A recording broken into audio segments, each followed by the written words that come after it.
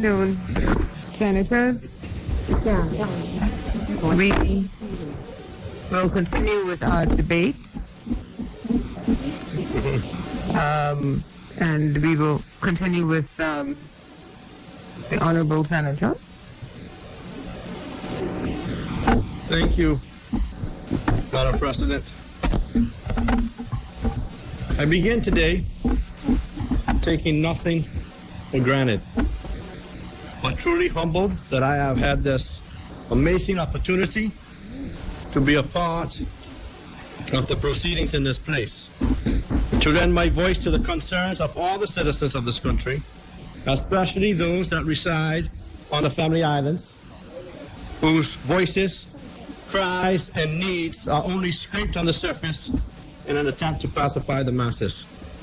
I wish to thank the Leader of Her Majesty's Loyal Opposition, the Honorable Philip Brave Davis, a visionary leader, one who doesn't make decisions because they seem safe or comfortable, but one who understands the depth of each decision and weighs the pros and cons and act in the best interest of the majority, for having the wisdom, the foresight, and courage to select me to represent the views of the people, when there are so many extremely qualified and able Bahamians throughout the country, and he could have chosen any of them to stand in my stead.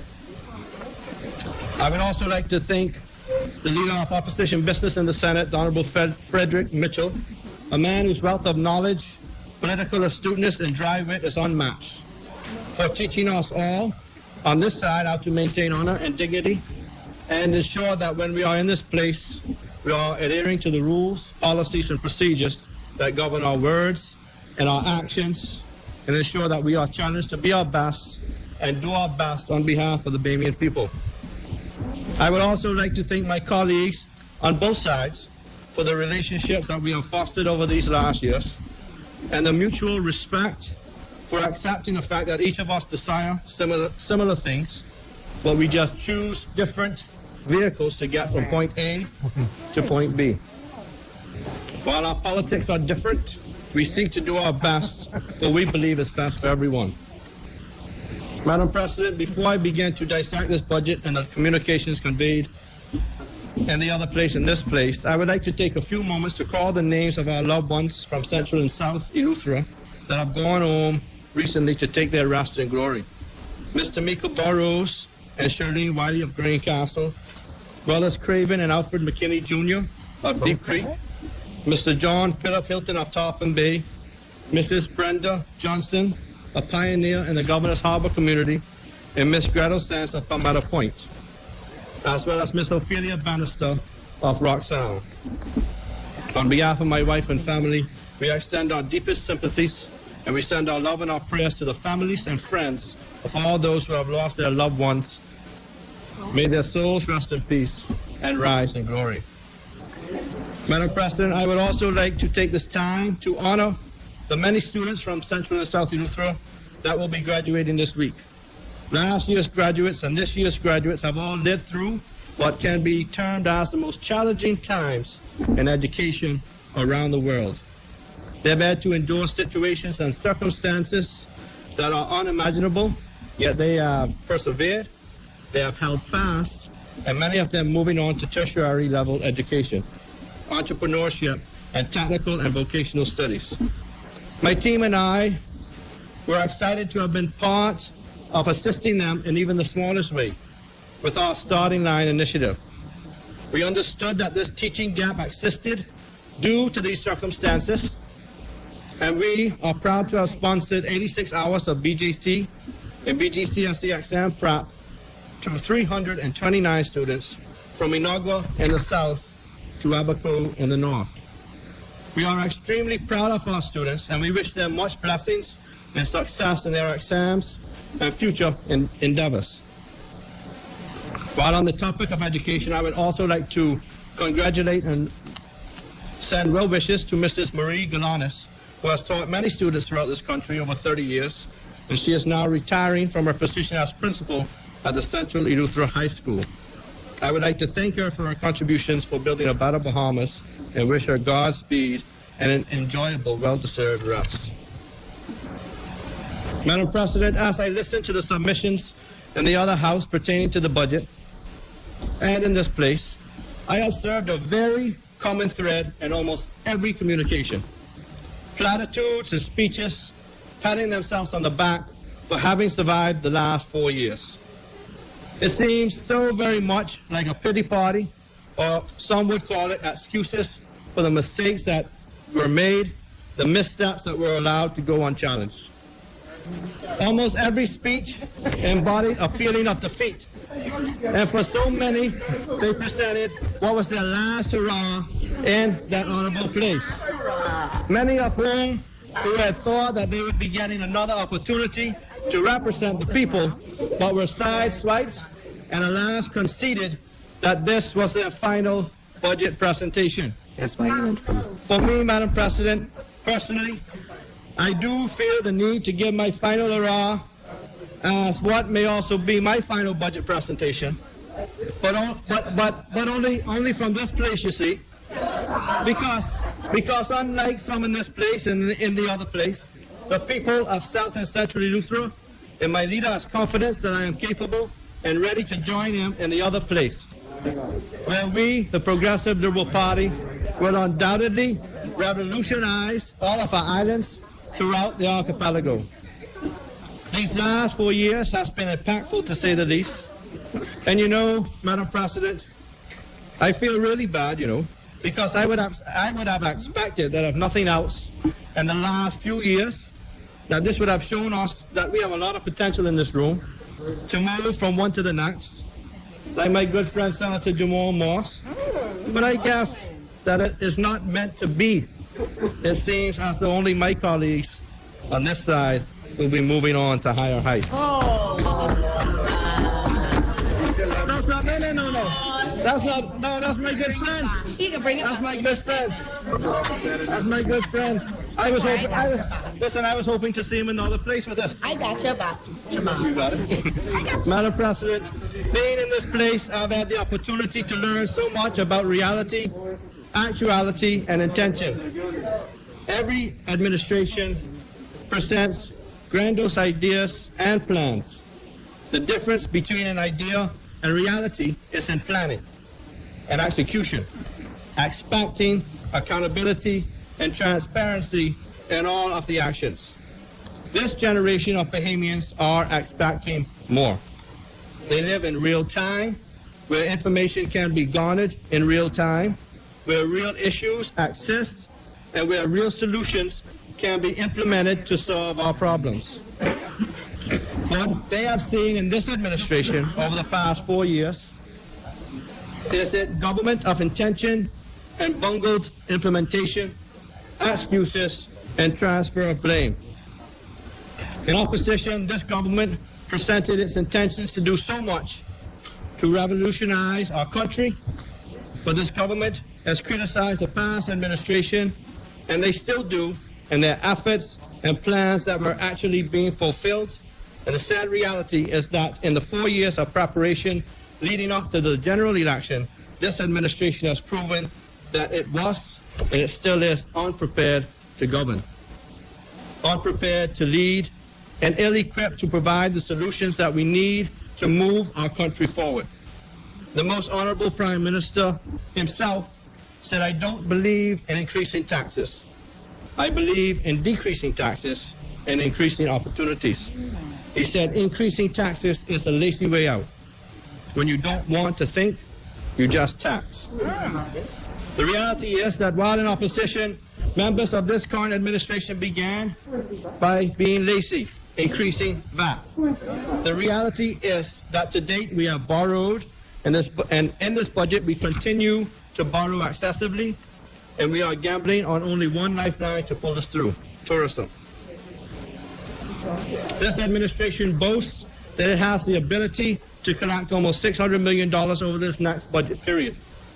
With all of the outstanding rebuilding of Hurricane Dorian, ravaged island of Abaco and Grand Bahama, with the purchase and seeping funding to maintain our Lukaya, the Grand Bahama Airport, the grandiose plans we have seen for airports and bridges, and the God-sent asphalt roads, the pretty charts and the gassing of egos exerted in the other place, where in fact, where will we collect these millions? We recall that when this administration took office, it relieved almost an entire department responsible for collecting outstanding government revenues. The budget boasts of granting concessions to the tune of $100 million, but where will this money be recouped? We are all aware of the catastrophic blow dealt to us through Dorian and then the pandemic. But let us be realistic. We can accept that 99% of countries have debt, roughly.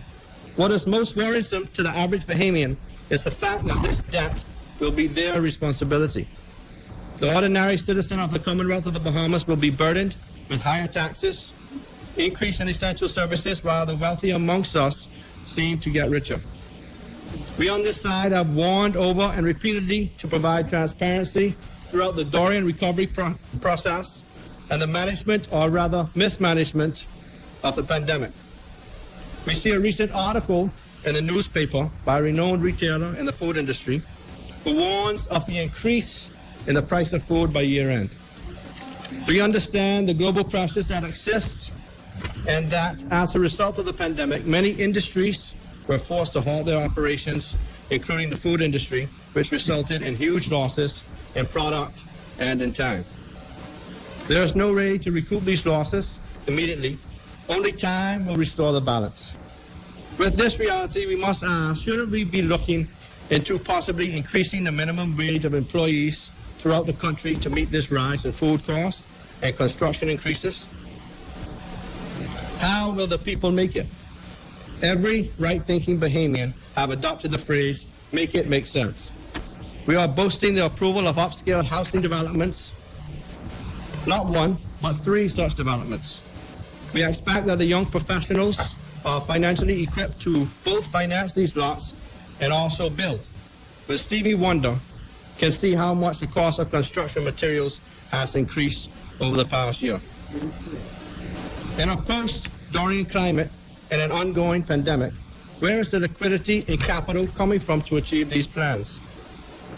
We can already see the growing number of new companies, halfway mentioned in the other place, to ensure that the names do go on record. What we do not see is a full disclosure of the agreements and the contracts that the government has entered into over the course of this pandemic, which has given the competent authority the right to enter into any agreement without having to obtain cabinet approval or bring to Parliament.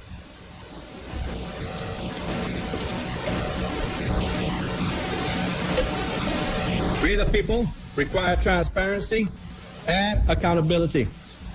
After all, isn't that what you marched for? The same measures of accountability and transparency you demanded when you were on the opposite side? The time has come for us to end the war of tit for tat. We must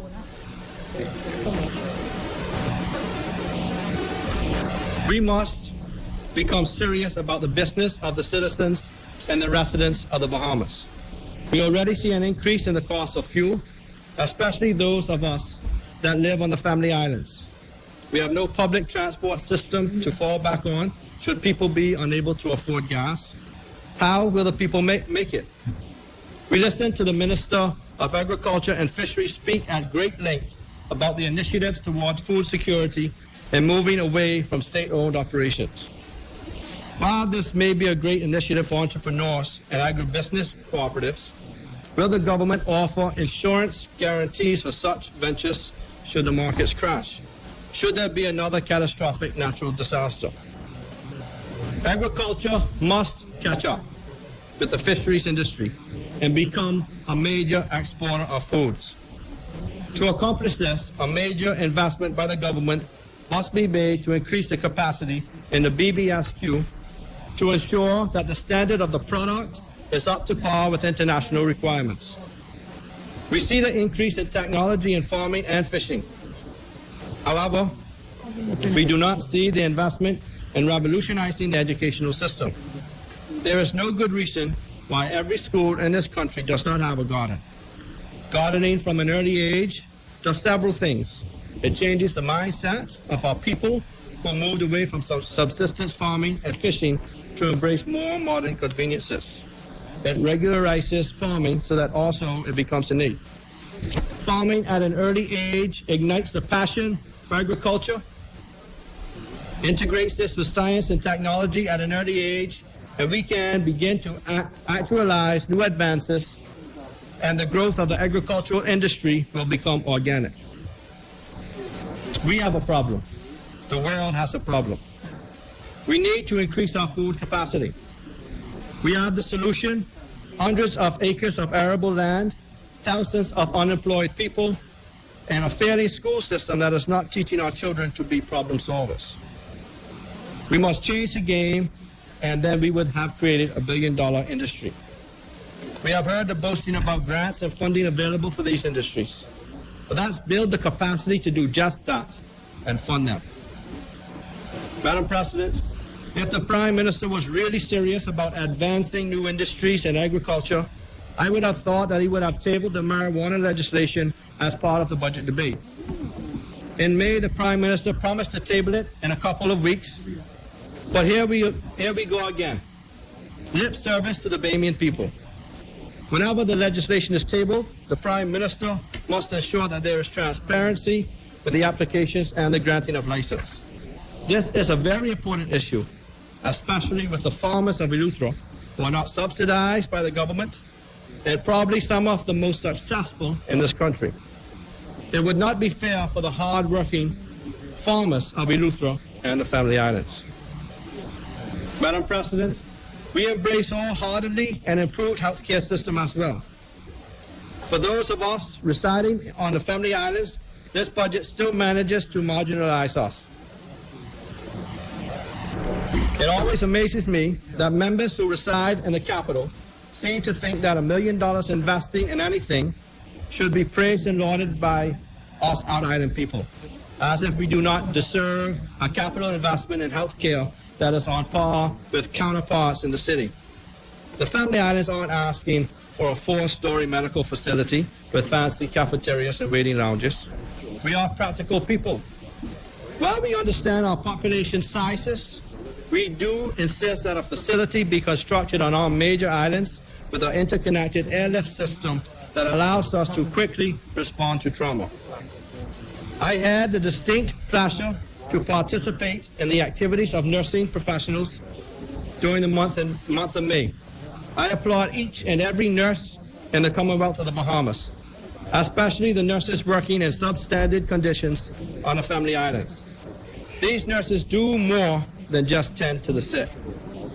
These nurses have assessments of the types of patients on the island, critical needs, chronic illnesses, manageable illnesses, and terminal illnesses. These professionals, if given the resources, can identify what makes sense to implement in each island to minimize loss. Their passion and level of dedication to their patients' health is second to none. Yet in the budget, we see the minister boasting of a few things: repairs to Governor's Harbor Clinic and Rock Sound Clinic as well, and the construction of a state-of-the-art facility on the mainland Eleuthera. One thing I can say about Eleuthera is that what's done in the dark usually comes to the light. Because in the old saying, every friend got friend. That said, we ask if there was a tendering process for the repairs in Governor's Harbor. Another question that residents have asked is, has the government acquired the ownership of the Rock Sound Clinic? If this is still a private building that we are leasing, have we negotiated the cost of renovations and repairs to at least be deducted from future rents, or are we okay in this instance in building on and improving someone else's real estate that we do not own? Now to the elephant in the room. In 2017, the PLP entered into an agreement and began the works to construct a state-of-the-art mini hospital in Palmetto Point. Ironically, the sitting home of the MP for now. Upon taking office, one of the first acts by this government was to terminate this construction and offer no alternative for the people of Eleuthera. Now the minister touts, and I quote, the construction of a state-of-the-art facility on mainland Eleuthera. Madam President, if you don't laugh, you could cry. It is amazing to me and to the people of Eleuthera to hear that these plans have been actioned once again. With the property already purchased by the government of the Bahamas, we hope to see nothing less than the continuation of the design and plans to complete the mini hospital at Palmetto Point, and to see the contractors paid in full for the work that they have already completed. The people of Central and South Eleuthera in particular would love to have something meaningful to actually thank this government for. We on Eleuthera take health very seriously. We have all spent too many hours wasted watching our loved ones die or suffer in excruciating pain waiting on an air ambulance. Serious investments in healthcare facilities must be a reality. Barring this, the government needs to invest in a larger fleet of air ambulances to be able to accommodate the islands of this archipelagic nation at a moment's notice. Madam President, these advances go hand in hand. And for years we recognize that most ministries operate in silos, only focused on their goals. If the Bahamas is to move as one nation and to grow over the next years, we must begin to realize that we rely on each other to be successful. As I pointed out earlier, agriculture will not succeed without education, and without science, and without technology. Sounds good. The same is for healthcare. Because we are an island nation, healthcare efforts must be improved in all islands. And because we know that it is not feasible to build hospitals on every island, we have to have contingency plans in place for serious injuries. The healthcare sector cannot succeed if the aviation sector is not improved to meet these challenges. It is incumbent upon the ministry to ensure that runway lights are always operable on every island. Accidents never give advance warnings, they just happen. We must be prepared, but the reality is that we are not. There is much boasting about funds allocated, and ironically, funds are allocated in almost in every budget to accomplish some things. I always said that we keep spending over and repeatedly on the same things and that problems continue to exist. By now, we should be experts in problem solving. In areas like waste management, as in a small size and population, we have not proven to be able to effectively manage our waste. Our islands are all standing on their own reliance for electricity. Almost 50 years as an independent nation, we have not found a long-term solution to reducing the cost of energy and ensuring minimal disruptions in the generating capacity.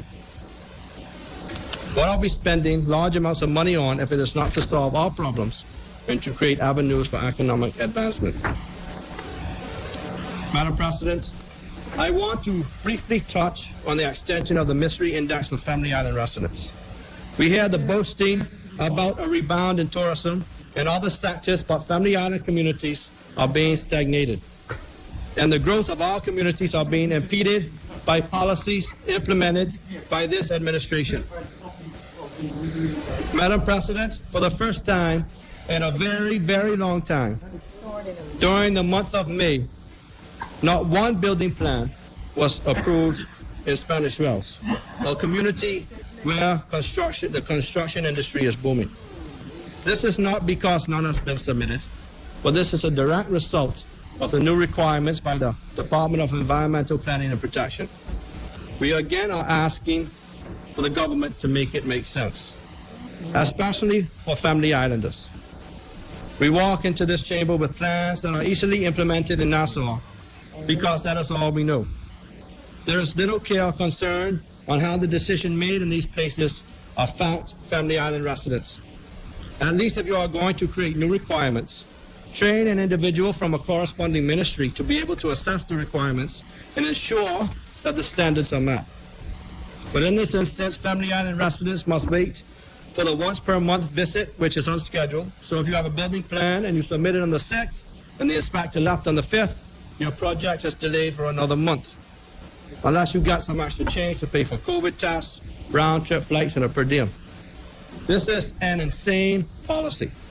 There has to be a solution. Family Island residents cannot continue to be treated like second-class citizens because they happen to live outside of the capital. I listened attentively yesterday at the Minister of State for Finance contribution, And the government continues to speak of digitization and streamlining processes. And as I always said in my other contributions prior, when they speak about modernization, I support policies to make things easier for Bahamians. That is why I cannot understand for the life of me, in a country where Bahamians are grappling for work, why the government would make it more difficult for people involved in the construction industry in the Family Islands to survive. Madam President, we have heard talk this budget debate about what has been spent on the youth room. We have heard the boasting of $11 million of road, and we had to sit quietly and listen to how we ought to be a grateful people for the provision of capital works. The same works that our public money is supposed to be spent on. We, the people, understand that no favors are being done on our behalf, but we are simply recipients of what we have contracted all governments to do. Let us not forget that recession or not, Eleuthera and Arbor Island pours millions into the economy. I reiterate the sentiments of the writer in a Facebook post that compared the road works on Eleuthera to that of a Spanish Wells quilt patch. Patch, patch. Patch, patch. I just want to make one little correction to the writer. The Spanish Wells quilt, although patch, patch, is sewn meticulously and seamlessly, unlike the roadworks which I travel on daily. Sections of smooth asphalt roads have your tires whistling like you're on an airplane, then suddenly, bump, bump, bump, bump, like you're driving on cobblestone. Let us not forget the holes that they just drove over while paving the road without even dropping a little bit of cold patch in. But not only do they boast about it, they want us to guilt us into gratitude. We watched in awe at the final presentation in the other place in the excitement of sharing the news of repairs to the glass window bridge with all the photos and of what they're going to do. And speaking of glass window bridge, my colleague this morning, I wasn't even going to bring this, but my colleague bragged about 100 afternoon accomplishments, you know. So I was perusing, right?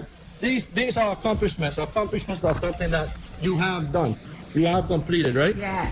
So on the infrastructure, they have North Eleuthera Airport as an accomplishment, and they have the glass window bridge as an accomplishment, and they just talking about. And that's what I'm trying to find out. So I just want to make sure that when you speak about accomplishments, you speak. Something first. You speak. No, that's not F&M accomplishment. F&M accomplishments. You read like So I haven't been through the whole thing, but when I was hearing speak about the glass window bridge, it ran across my mind. It ran across my mind. we would not do such No, a wait a minute. Immediately, I saw sections of social media. Okay, listen. If it's different, if it's different, I'll retract that. That's my job pages. That's my stuff. If it's different, listen. But if it's the same, send that back to the writers. Let them redo the accomplishments. Boy, play with yours. Immediately, I saw sections of social media on fire busting about the idiocracy of the placement of the new bridge, while no one with an engineering degree comment when I last checked. Everyone had intimate knowledge of the rages and has seen it in action. The placement of the new bridge will not allow motorists to travel across the bridge during the rage. The height and force of the rage will still cover the proposed bridge and jeopardize lives. If we are going to invest millions and borrow millions, then make it make sense. An investment of this magnitude should be well planned and executed. We have waited long enough to be able to get this right the first time. Madam President, I am pleased to see the resurgence in the tourism economy, especially on the island of Eleuthera. While we are glad to see employees re-engage fully in their jobs, we caution this administration to not put its faith and hope in just the vaccine alone as a protective measure. As dependent on tourism as we are, we should be implementing as many measures as possible. And there? And there? No. Even though you see it. As dependent on tourism as we are, we should be implementing as many measures as possible to safeguard the health of our countrymen and the health of those coming to our shores.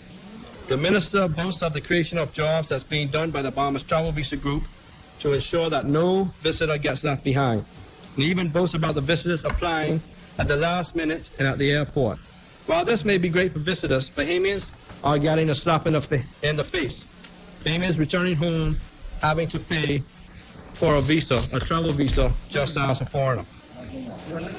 Not no more, but you did it for a year, man. Come on. Well, you're doing it now to what? July 1st, right?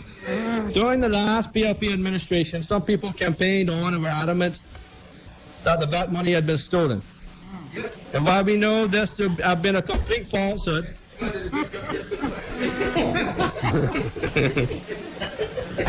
while we know this might be a complete falsehood, some people have been saying what happened to the travel visa money. Yep. The Minister of Tourism and the other place flagged and boasted on the following statistics. In January of this year, I was in Senate, 22,000 visitors received a health visa. In February, 30,000 visitors received a health visa. In March, 64,000 visitors received a health visa. In April, 68,000 visitors received a health visa. And in May, 110,000 visitors received a health visa.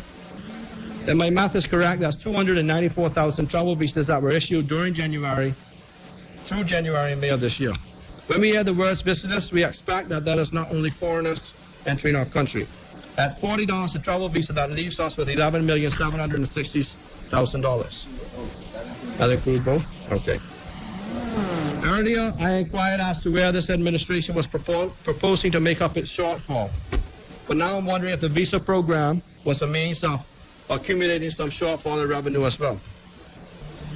I also take note, Madam President, of the Minister's comments in the other place when he said, Mr. Speaker, we don't have to dig, we don't have to drill.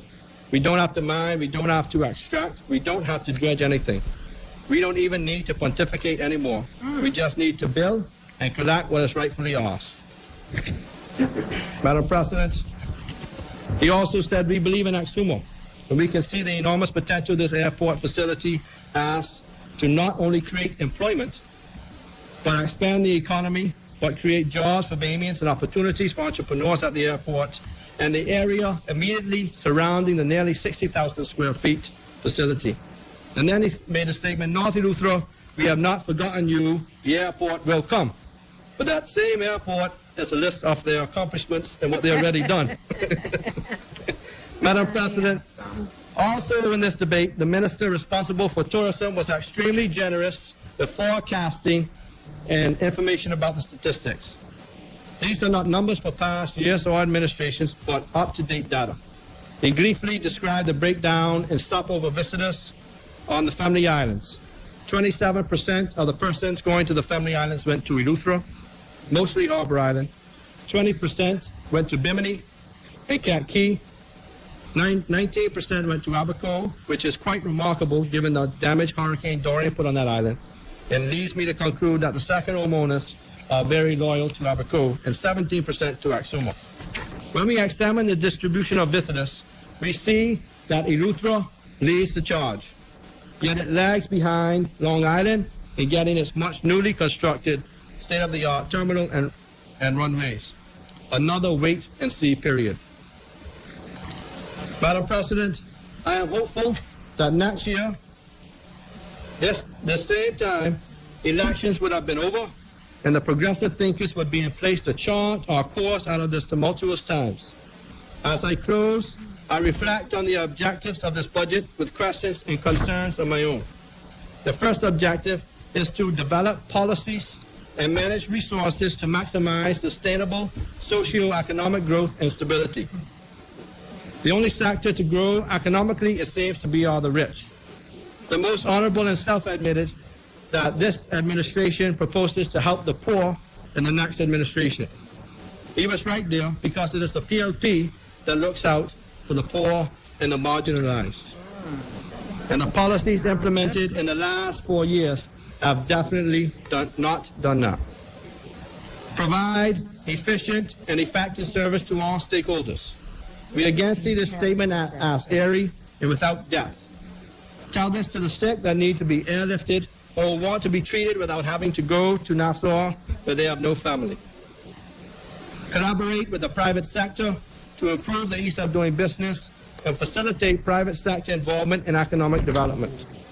This has most certainly been achieved. We can see the partnership, we can see the board appointments, we can see the signing of fake deals, and we can see the issuance of contracts.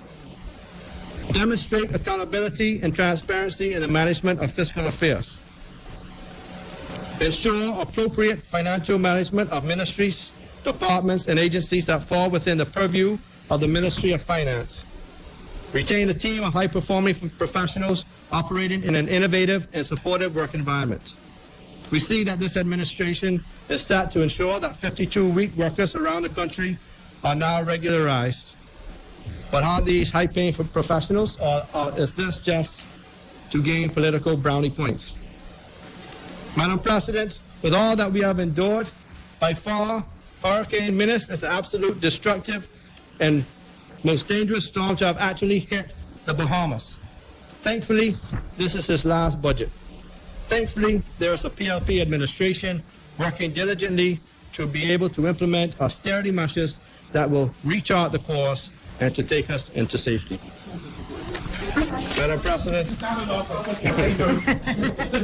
Madam President, God bless you, and God bless the Commonwealth of the Bahamas. As many, the chair recognizes Senator Johnny Ann Dorset.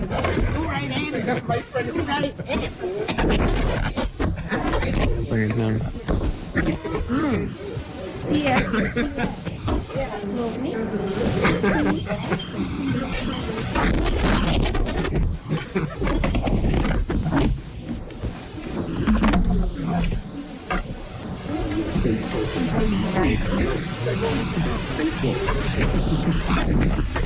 Thank you. Madam President, it gives me great pleasure to come here today. I am honored to be able to come to this place to make a contribution to this, the fifth budget of the Free National Movement, presented to the people of the Bahamas. As I stand here, Madam President, I am grateful to our Prime Minister, the Honorable Hubert Alexander Minas, for having given me the privilege of serving in this place under his leadership. And above all, I am thankful to God for keeping me and strengthening me and helping me to learn and grow in this experience. Madam President, let me say right at the beginning of my presentation that I am proud to be serving as part of this FNM team. I am proud of my colleagues in this place and the other place. Madam President, I am especially proud of my Prime Minister and the leadership he provided to this country, particularly over the past 2 years, as he steered us carefully, methodically.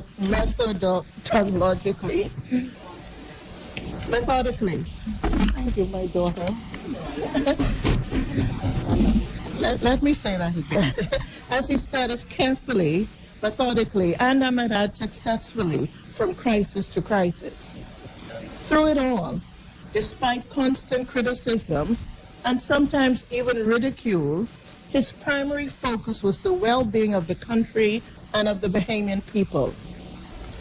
But, Madam President, to truly appreciate the work of this government, the work that they have done under this Prime Minister's leadership, let us briefly revisit 2017 and what this government had to contend with when it first took office. We were looking at successive downgrades, crumbling infrastructure, government facilities in serious disrepair, millions of dollars in unpaid bills, and we were looking also at a total absence of accountability for how government funds were being spent. We were looking at corruption and rumors of corruption. Madam President, it was as if we had to claw our way out of a bottomless pit of mismanagement. But this government, Madam President, under the leadership of Hubert Alexander Minnis, worked tirelessly to steady the ship of state and set us on a much better footing. Madam President, I also want to take a moment to recognize the work done by our former Minister of Finance, the Honorable K. Peter Turnquest, in bringing a steady hand to the country's financial affairs. He had a vision to reduce the deficit to the point where we could produce a balanced budget. And I have to admit that, like many others, I had my doubts that he could do it. Certainly not in our first term. But we were moving closer to that goal and had, in fact, after our first 2 years, reduced the deficit to the lowest it had been in the previous 10 years. So, Madam President, I thank him for his service and his assistance in setting a foundation for accountability and transparency in government finances. I am confident that this work will continue and the vision will hold and even be expanded under the stewardship of our current Minister of State for Finance, the Honorable Senator Kwesi Thompson. Yes, Madam President, I am proud of our team, particularly our cabinet colleagues who performed admirably in their respective portfolios.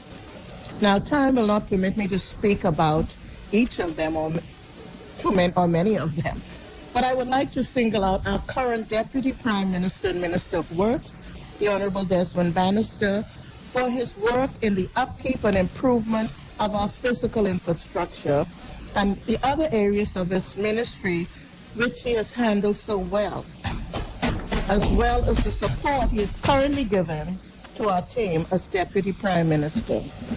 To sum it up, Madam President, we have an awesome team of hard-working, honest men and women working tirelessly for the Bahamas and the Bahamian people. Madam President, the back-to-back crisis of Dorian and COVID-19 resulted in a serious disruption to the work of the government. The country and this government were indeed in crisis, more so than any other government in its history. We were thrown off course, but this government immediately set out to ensure that we would not be shipwrecked. Government revenue declined, as you have heard. It declined substantially, while at the same time, the demand on the public purse increased at a staggering rate. And we've heard the numbers, but just to reiterate, over the past year, this government paid out approximately $2.5 billion to respond to the Dorian crisis, and somewhere in the area of $300 million to respond to the COVID pandemic. We realized, Madam President, that it was not business as usual, and we had to shift gears. We had to set aside some things which were earlier considered priority and turn our attention to the immediate situation. This was not a passing crisis. It was and is an ongoing, persistent, and unrelenting crisis. An American author, Brandon Sanderson, once wrote, "The mark of a great man is one who knows when to set aside the important things in order to accomplish the vital ones." After Dorian, restoration and recovery became vital, and the government moved it to the top of its list of priorities.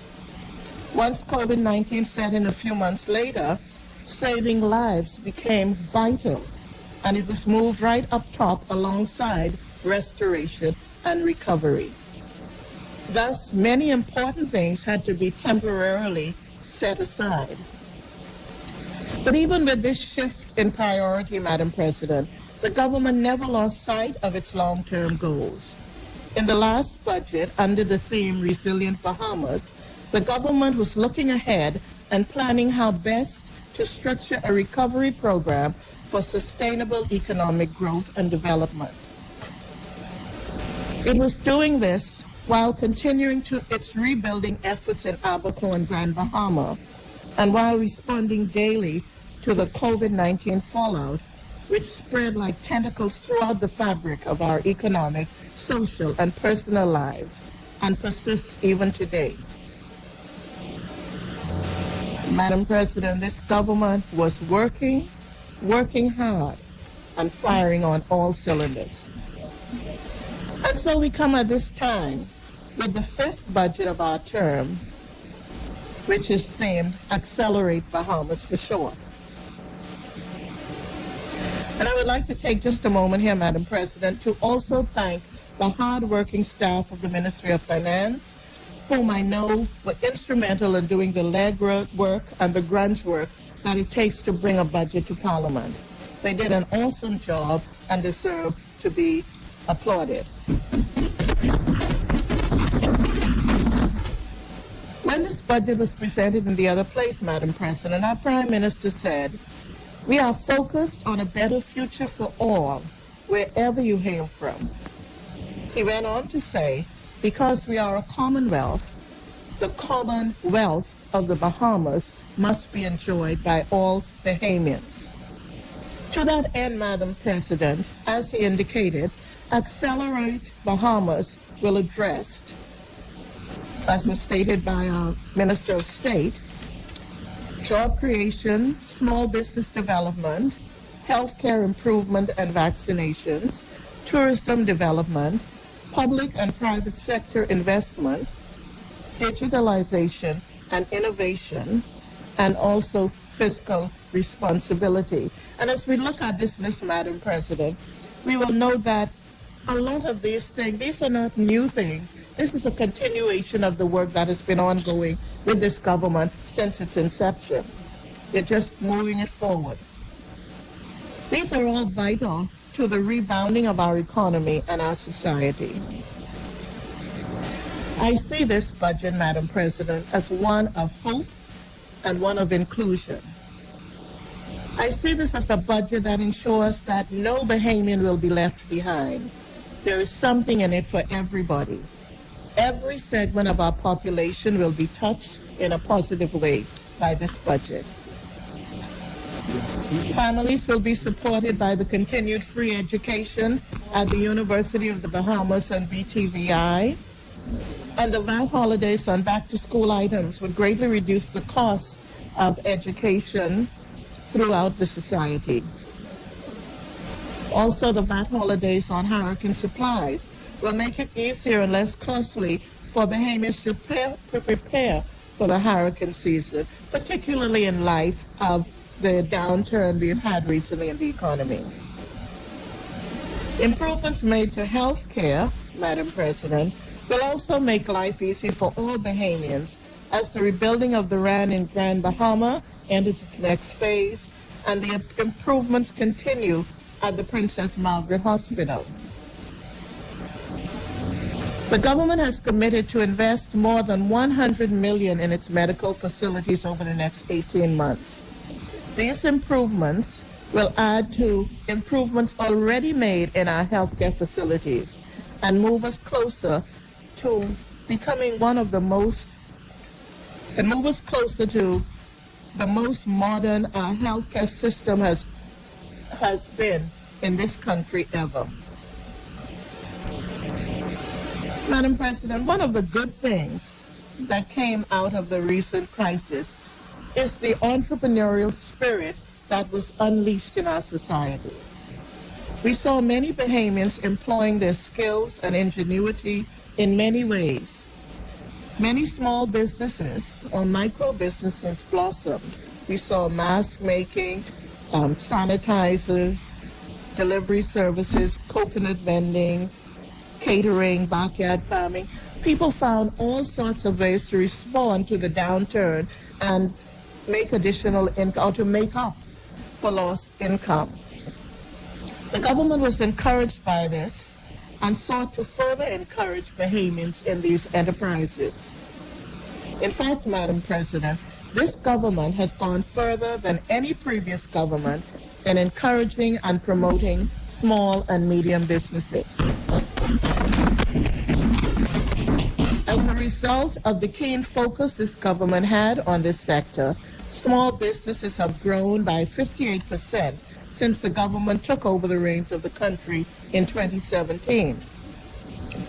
To show its commitment to growing the small and medium business sector and encouraging entrepreneurship at the local level, the government set up and funded the Small Business Development Center to provide direct support, financing, advice, and guidance to small and medium-sized businesses. Following up on its commitment, the government made provision in this budget for $35 million to the Small Business Development Center and has committed to a total of $250 million over the next 5 years. Madam President, this government recognizes the potential of this sector to aid in our economic growth, in employment opportunities, export, and the overall entrepreneurial development of the Bahamian people.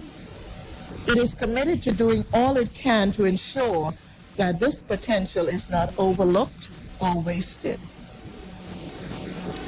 Madam President, I wish also to point out that this government has not been Nassau-centric in its approach to governance. In keeping with its philosophy of leaving no one behind, it is committed to the development of the entire Bahamas, and you will see that the Family Islands are not being left out. Like previous F&M administrations, this government recognizes the potential of our Family Islands and sought continually to improve them.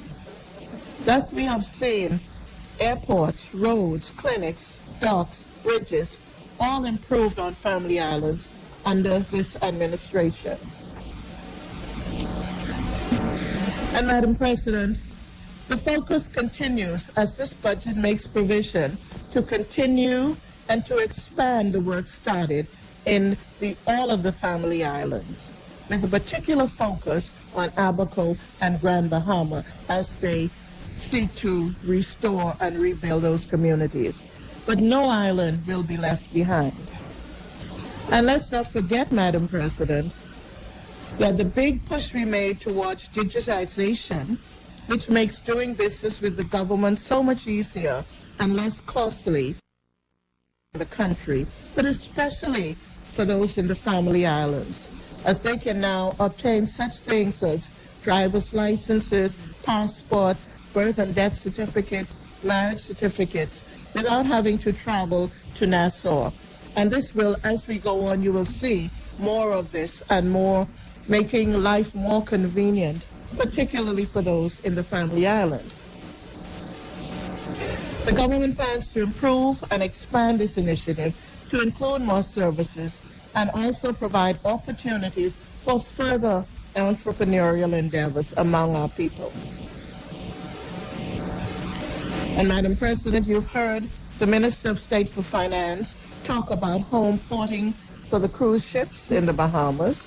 This will create additional opportunities for jobs, additional income, and entrepreneurial endeavors, particularly in our Family Islands. So let us put our imaginations to work and see how we can take advantage of this new opportunity. Our Prime Minister said in his address in the other place, crises call for making rough and sometimes unpopular decisions. My government pursued the right policies and made the tough choices. And he was right, Madam President. His government made tough decisions, some of which, as I said earlier, were not popular. Here, Madam President, I am reminded of a quote by Theodore Roosevelt, the 26th President of the United States, in which he stated, "In any moment of decision, the best thing you can do is the right thing. The next best thing is the wrong thing. The worst thing you can do is nothing." This Prime Minister chose to do something. He sought what he considered the best advice, did what in his estimation was the right thing, and offered broad shoulders to take whatever blows came his way as a result. That, Madam President, is the mark of a good leader.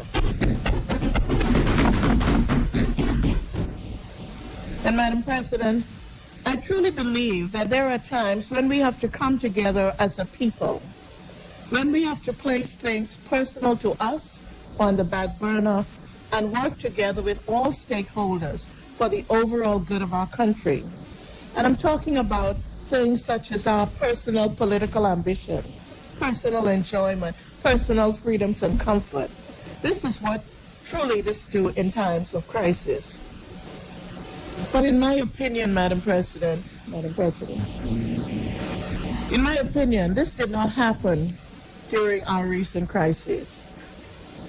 There were complaints and misinformation going all around as government responded daily to the COVID crisis. But what surprised me, Madam President, were the utterances that came from persons who were in a position to know better, but who chose instead to use the opportunity to score political brownie points, saying things that they thought people wanted to hear. They were trying to appease those who were growing tired of being restricted in their movements and their activities, those who did not like the lockdowns and other restrictions. But it was not the right thing to do, and I doubt, Madam President, that it helped them politically. In my opinion, those opposite did not make a bona fide effort to become part of the solution. They claimed that they could have done a better job, and they put forward alternative solutions. But when invited to the table, Madam President, they failed to show up. They stood on the sidelines, criticizing and complaining, along with others who did not have the same duty of responsibility that they had. They offered no sensible solution to anything that was going on. Rather, their ongoing response was, we could do it better. But I say, if they could do better, Madam President, why didn't they prove it? Why didn't they do better with Hurricane Matthew? I challenge those opposite to explain to the country what became of the funds borrowed to deal with the damage caused by Hurricane Matthew, which I understand to be in the area of $750 million. And Madam President, I remember visiting Freeport after Matthew. Well, before Hurricane Dorian, certainly it was well after Matthew. And I was amazed to see the large number of homes that still had tops on their roof due to damage from Hurricane Matthew. After all that time, Madam President, many roofs were still in need of repair. And when I say need of repair, I mean that not a shingle was placed on those homes from the funds borrowed from Hurricane Matthew. These are the same people who would say that they could have mounted a better response to Dorian. With their record, I doubt it seriously. Now, Madam President, there are those, including some on the other side, who also say that we are blaming everything that we could not get accomplished on Dorian and COVID. They say we need to stop talking about Dorian and COVID. But are they suggesting, Madam President, that we totally ignore what happened in those cases? Should we have pretended that they didn't occur? Or is it that they want the Bahamian people to forget that we had unforeseen and unprecedented challenges during our term? That it was not business as usual. Those opposite criticize, but they cannot tell us with any degree of clarity what they would have done had they been at the helm of our ship of state during this time. It is easy to talk, but harder to act. As they say, mouth can say anything, but money buy land. Those opposite are good at talking, as I'm sure you know, Madam President. Since 2017, this government brought many positive pieces of legislation to this place designed to benefit the Bahamas and Bahamians. Whenever we bring something, those opposite tend to criticize, play it down, or try to attribute to it some unintended meaning. Sometimes they outright refuse to support it. And Madam President, there are those times when we bring something that is so overtly positive or transformative that they would look foolish not to support it. That is when they are quick to say things like, that is something we had in the works, or we left a plan in place to deal with that. They say, that is something that we had agreed on but never implemented. Or they say, we had it in the pipeline all along. Madam President, it is easy to dream, but the proof, and it's easy to plan, but the proof of a plan is in its implementation. A thought sitting in your collective heads or a plan sitting on a shelf is of no use to the Bahamian people. Madam President, while those opposite dream, we on this side act. They are the dreamers and procrastinators. We are the planners and the achievers. No, Madam President, they do not like us to talk about Dorian and COVID. They try to convince people that we did not achieve all that we planned in time, in the time frame we had planned it, because of some dereliction on our part. But Madam President, Dorian was real. COVID-19 was and is real. They may choose to deny or ignore reality, but we as government cannot afford to do so.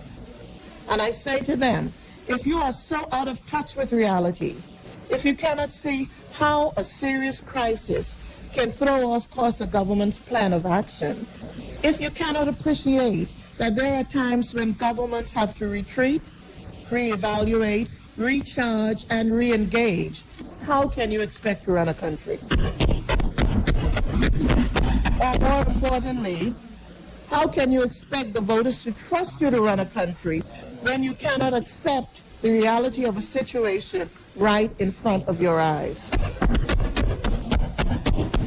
Madam President, they have gone on and on and on about borrowing under this administration.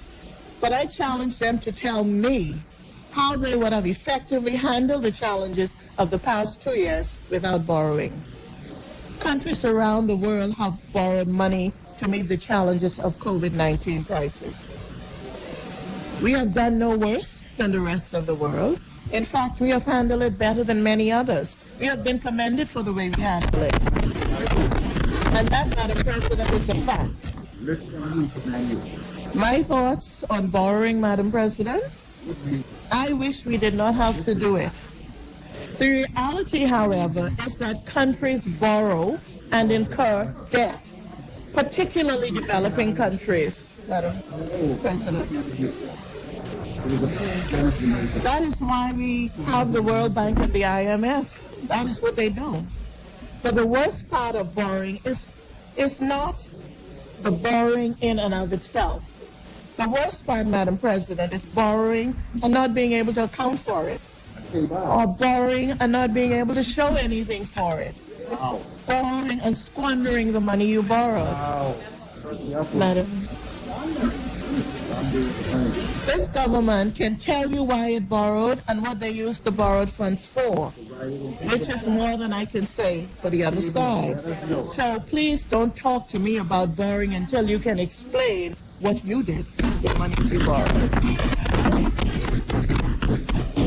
Madam President, try as they may, those on the other side cannot tarnish our record, no matter how hard they try. You're doing it all on your own. They talk about the deficit. Yes, we're running a high deficit. We admit that.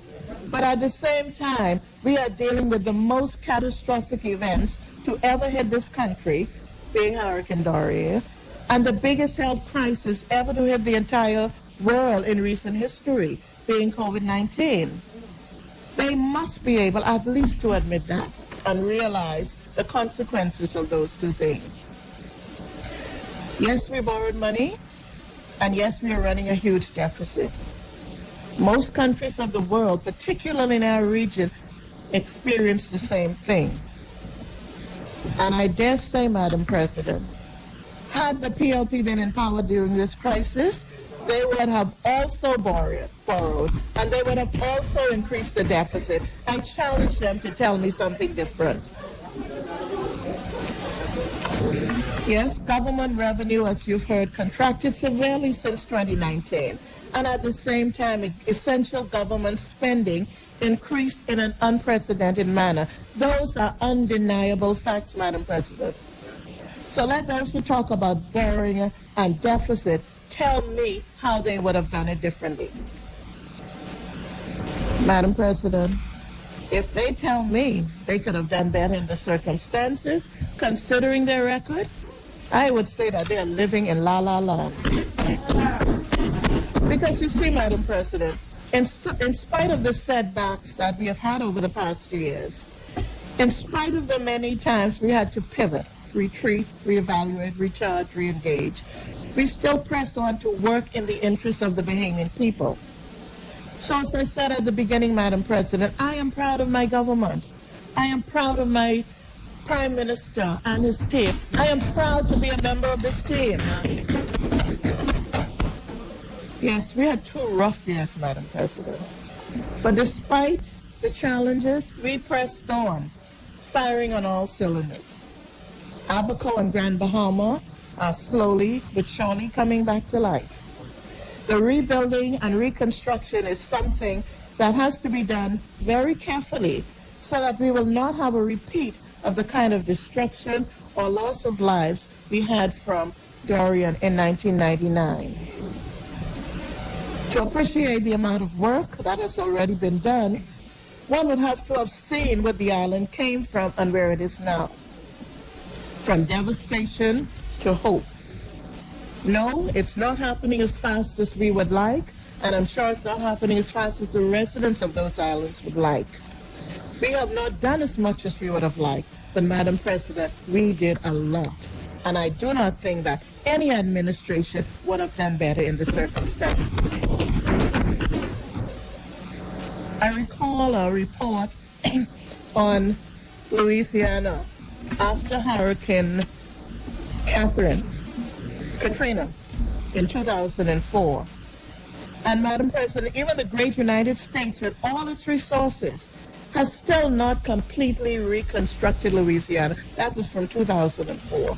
So I say again, we're not moving as quickly as we would like, but we're not doing badly, and we are moving. This FNM government ought to be applauded for the way it managed the country since taking office in 2017. 4 years ago, 2 years of which were encumbered by crisis. They are doing a good job.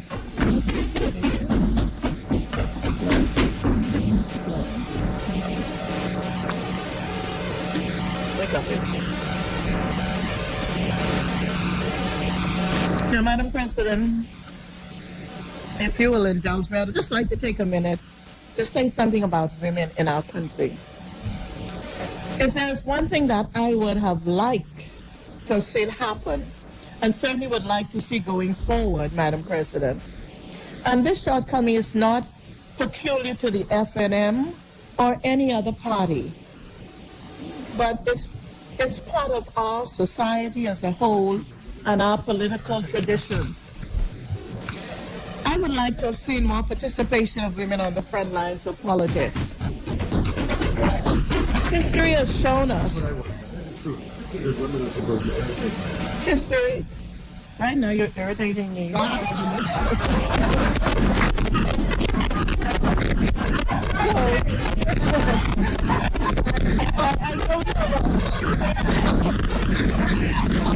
Madam President, Senator Mitchell and I have a long history.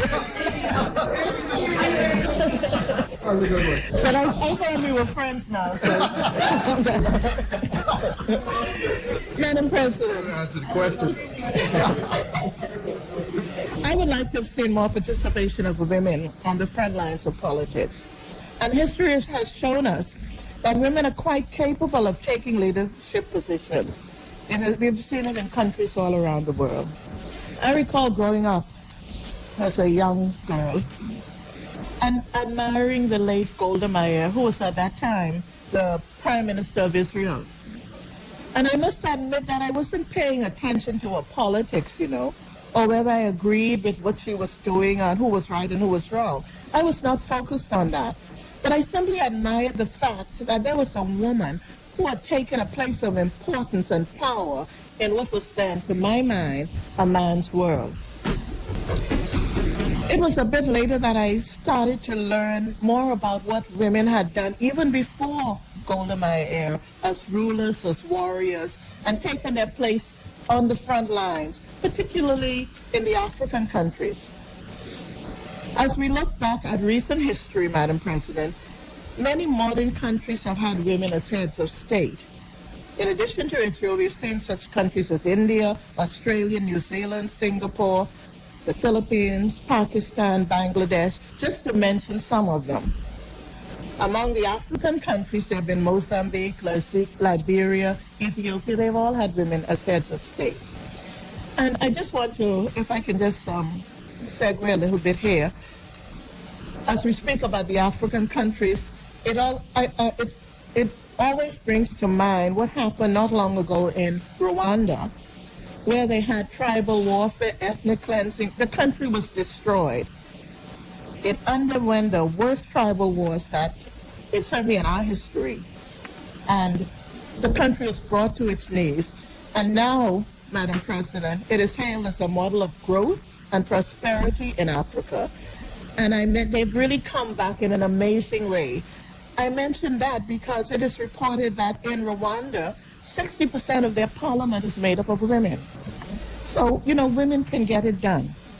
Close to home, Madam President, many of our Caribbean countries have also had women as heads of state. Guyana, Jamaica, Trinidad, Barbados, St. Martin, Haiti, Bermuda. Bermuda's had several women prime ministers.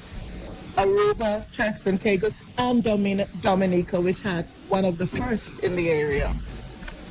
And as we speak, Madam President, Barbados, Curacao, St. Vincent and the Grenadines, Trinidad and Tobago, Antigua and Barbuda all have female heads of state.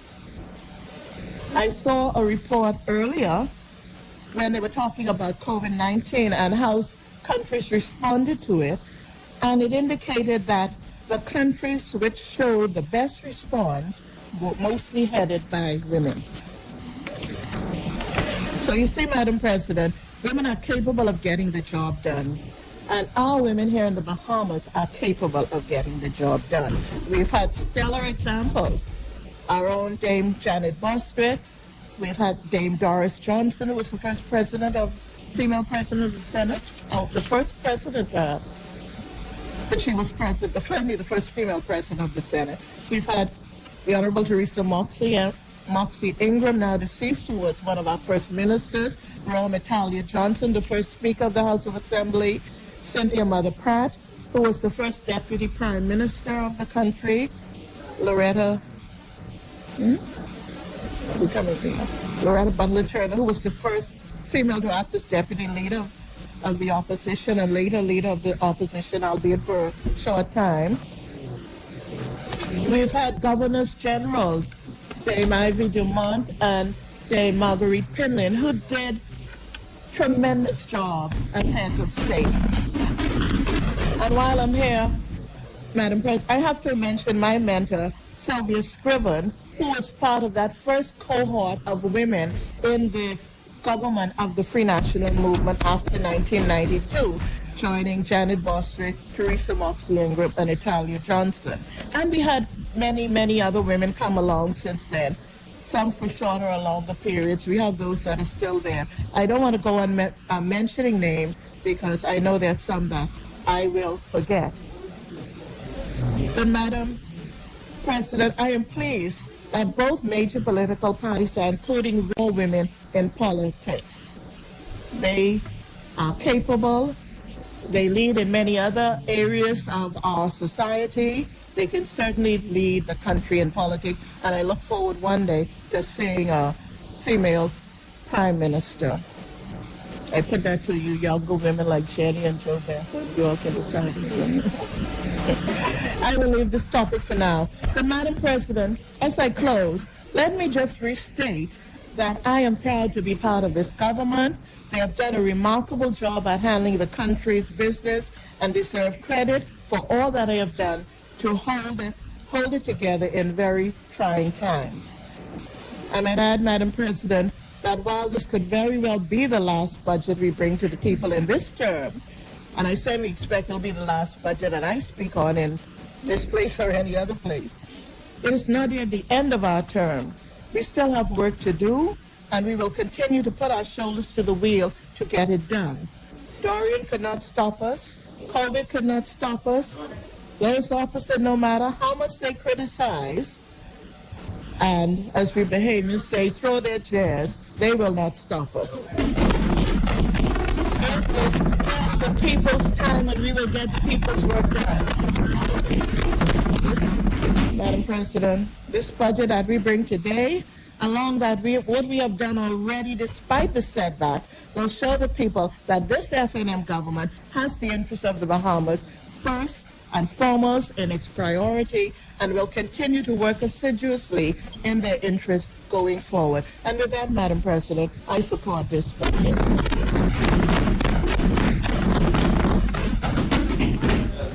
As many, the chair recognizes.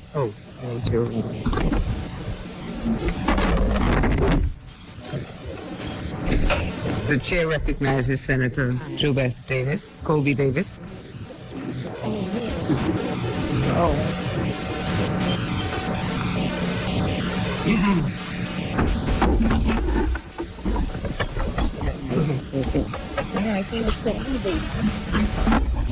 Yes, thank you, Madam President. Madam President, before I get into my fifth and final budget presentation in this place, I just want to raise a matter of concern that I would have had after reviewing the dialogue during the heads in the other place. The Prime Minister gave an account when questioned in Parliament on Monday, 21st June 2021, on whether the government was in a binding agreement or approval which granted a company named Public-Private Investments a partnership in the proposed $1.5 billion Heritage Plan. The principals of this company include the national chairman and the campaign coordinator of the Free National Movement. And in his response on the floor, the Prime Minister indicated that the agreement was not complete and currently under legal review. The Prime Minister also indicated that the government did not know the value of the project. And it appears that the Prime Minister's response or reply conflicts with the news reports and official press release from the Bahamas Information Services on this agreement. The question raised, what is the agreement with PPIL and what is the amount? And I don't understand how Cabinet can approve or sign off on a proposal and approve it and not have an idea of the particulars of that proposal that they are approving. Now, it is said by Joshua Sayers in an article, Cabinet, go ahead for a $1.5 billion heritage plan. So that means it was approved. But in his response, he said that he had no knowledge of what the proposal was about or what the amount of that agreement was. And I think that either they provide further clarification or correct that statement that was made in the House. Thank you. The point is, it was misleading, it was not truthful, and it needs to be corrected in the House. Well, correct it, and provide clarification for the Bahamian people, because that's who needs the answers. Okay? That's my point. The only problem is matters that are Chair before. recognizes Senator. Thank you. Matters that are being Clarification. worked out legally. He just may not have been fully aware of the status that it reached to. So this will be clarified undoubtedly. Okay, but no further. Thank you. That's enough. Yes. Thank you, AG. You're always a good support to my queries. Swiftly, though, yes. Many people are waiting for that answer. Madam President, I start my fifth budget presentation by acknowledging the role of God for blessing me with health, strength, and vision to carry out my responsibilities in this honorable chamber. I'm grateful to stand here as a young senator and as the ratified candidate for my party for the constituency of Elizabeth in the next general elections. Therefore, as I speak, I am mindful of my role as a senator and a public official who is on the ground and very much in touch with the daily struggles of average Bahamians. I also want to thank my party leader and the leader of the opposition and the incoming Prime Minister, the Honorable Philip Brave Davis, for entrusting me with this responsibility, and to my colleagues here in this place and in the other place, and the wider Progressive Liberal Party for their love, support, and guidance. I thank you all too, on the other side. Last but certainly not least, I wish to thank my family, my husband and my daughter for their support, encouragement, and patience. I could talk about visionary and the opposite of visionary. I'll talk about that. I dedicate my presentation today to the thousands of persons that stood on the front line in our battle against COVID-19. Our doctors, nurses, medical technicians, police officers, defense force officers, bankers, immigration officers, custom officers, and other public servants who have risen to the occasion under trying circumstances and stood firm. In my presentation today, I want to focus on the following important themes: the daily struggles of the average Bahamian and the rising cost of living, the impact of COVID-19 on women, our response to COVID-19, the need to transform education, the background behind the budget, daily assumptions about the budget, questions for the Minister of Finance, use of consultancy services, repositioning of tourism, building more houses for those at the lower and middle income scales, focus on small business and economic diversification, and PLP's economic plan. Madam President, when we pass laws, we impact the lives of thousands of Bahamians. As legislators, we have been given a pen to craft policies that address issues and better the lives of our people. It is easy for political parties to select slogans and campaign themes. One political organization said in the last general election campaign that it's the people's time. But I want to ask, is it truly the people's time? As a senator and public official, speaking the truth and representing the interests of the average Bahamian is important to me. I recognize that many Bahamians have lost faith in politics. Too many feel that because they were not born with a silver spoon in their mouth or born in a particular area, that their path to achieving success is complicated. As I review this budget, I think of the increases in VAT on low, middle-income households and the elderly. Like one concerned Bahamian asked me, for the many persons from the labor movement in this government, should we really have increased VAT without adjusting minimum wage? These are the kinds of views and thoughts I want to bring to this budget deliberation.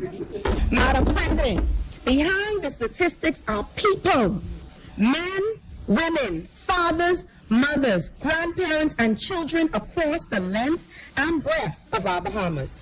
We in this place must not only focus on the numbers, but we must also focus on the actual people and the households behind the numbers. People are hurting. We all know someone who lost their job. We all know of a family struggling to pay the mortgage.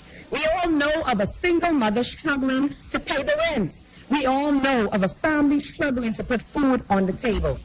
As I said earlier, I am on the ground. I am involved in the communities of Elizabeth, and as I move around, I see the struggle and I hear the stories.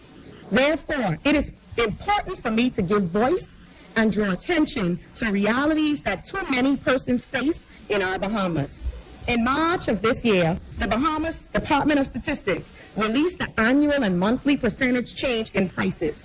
The report shows that in January 2020, the Consumer Price Index rose to 109.71, the highest it has ever been since January 2018. A can of Lysol disinfectant spray, $12.05, can cost as much as $13.99 now in food stores in New Providence. A loaf of bread costs as much as $6 in some stores in southern Bahamas. A small whole chicken costs as much as $13 in some food stores in the central Bahamas, a gallon of bleach can cost as much as $15 in some stores in Grand Bahama. I cite the cost of some grocery items not to criticize store owners because they are struggling to keep their doors open. Rather, I want to highlight the rising cost of living in this country. COVID-19 has made us order items online more. The cost on shipping and duty in some cases remains too high. Going a bit deeper, the Department of Statistics advised that in November 2020, the Consumer Price Index on clothing and footwear was 105.63. In January 2020, it rose to $115.38. I acknowledge that the increase in cost perhaps due to the busy Christmas period. However, an increase by $9.75 is too much. If we do not arrest the cost of living in this country, the level of inequality could rise to a significant height. And this is a serious concern, and this budget does not sufficiently address this problem.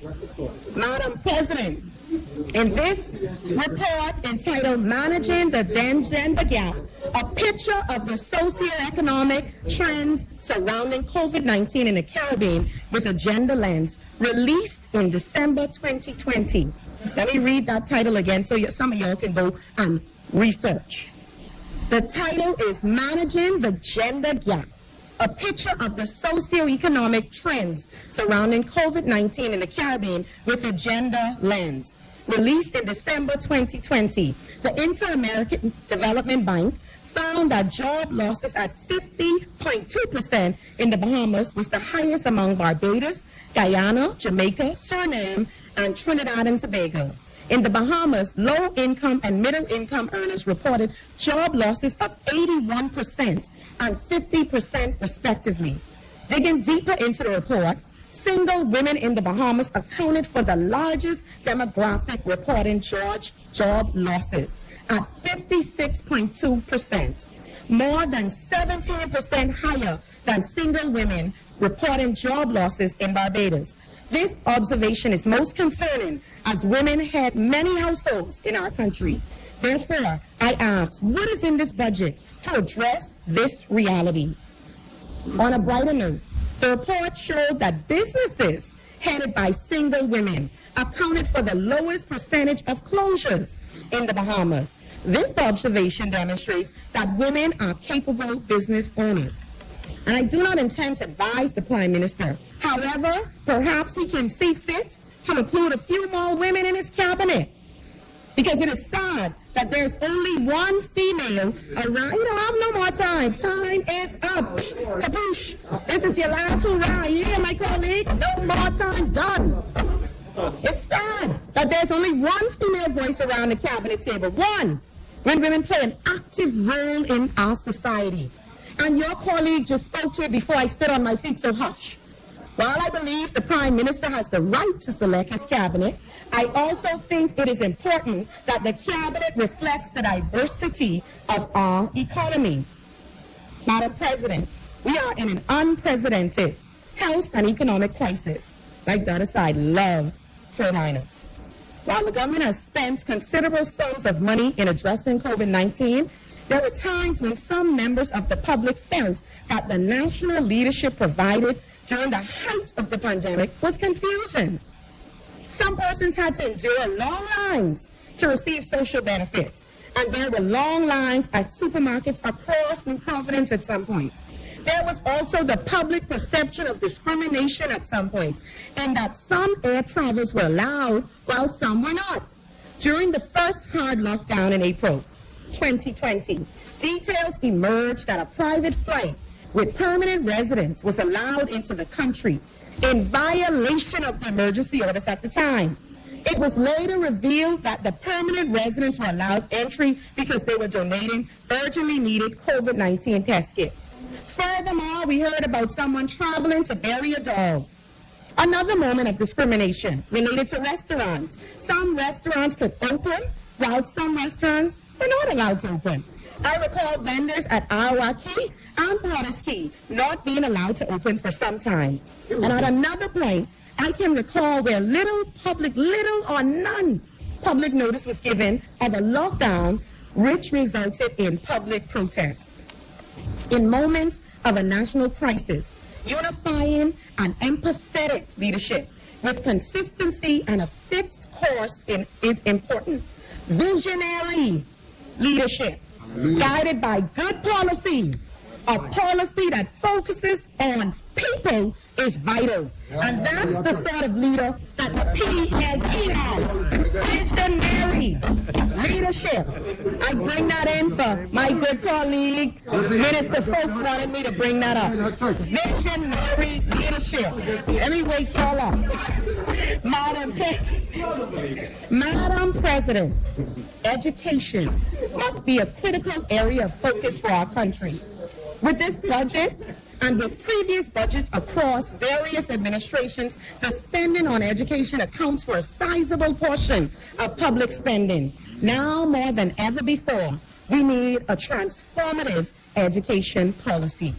It is worth reviewing the national examination results for 2020. I want to focus specifically on the BGCSE examination results.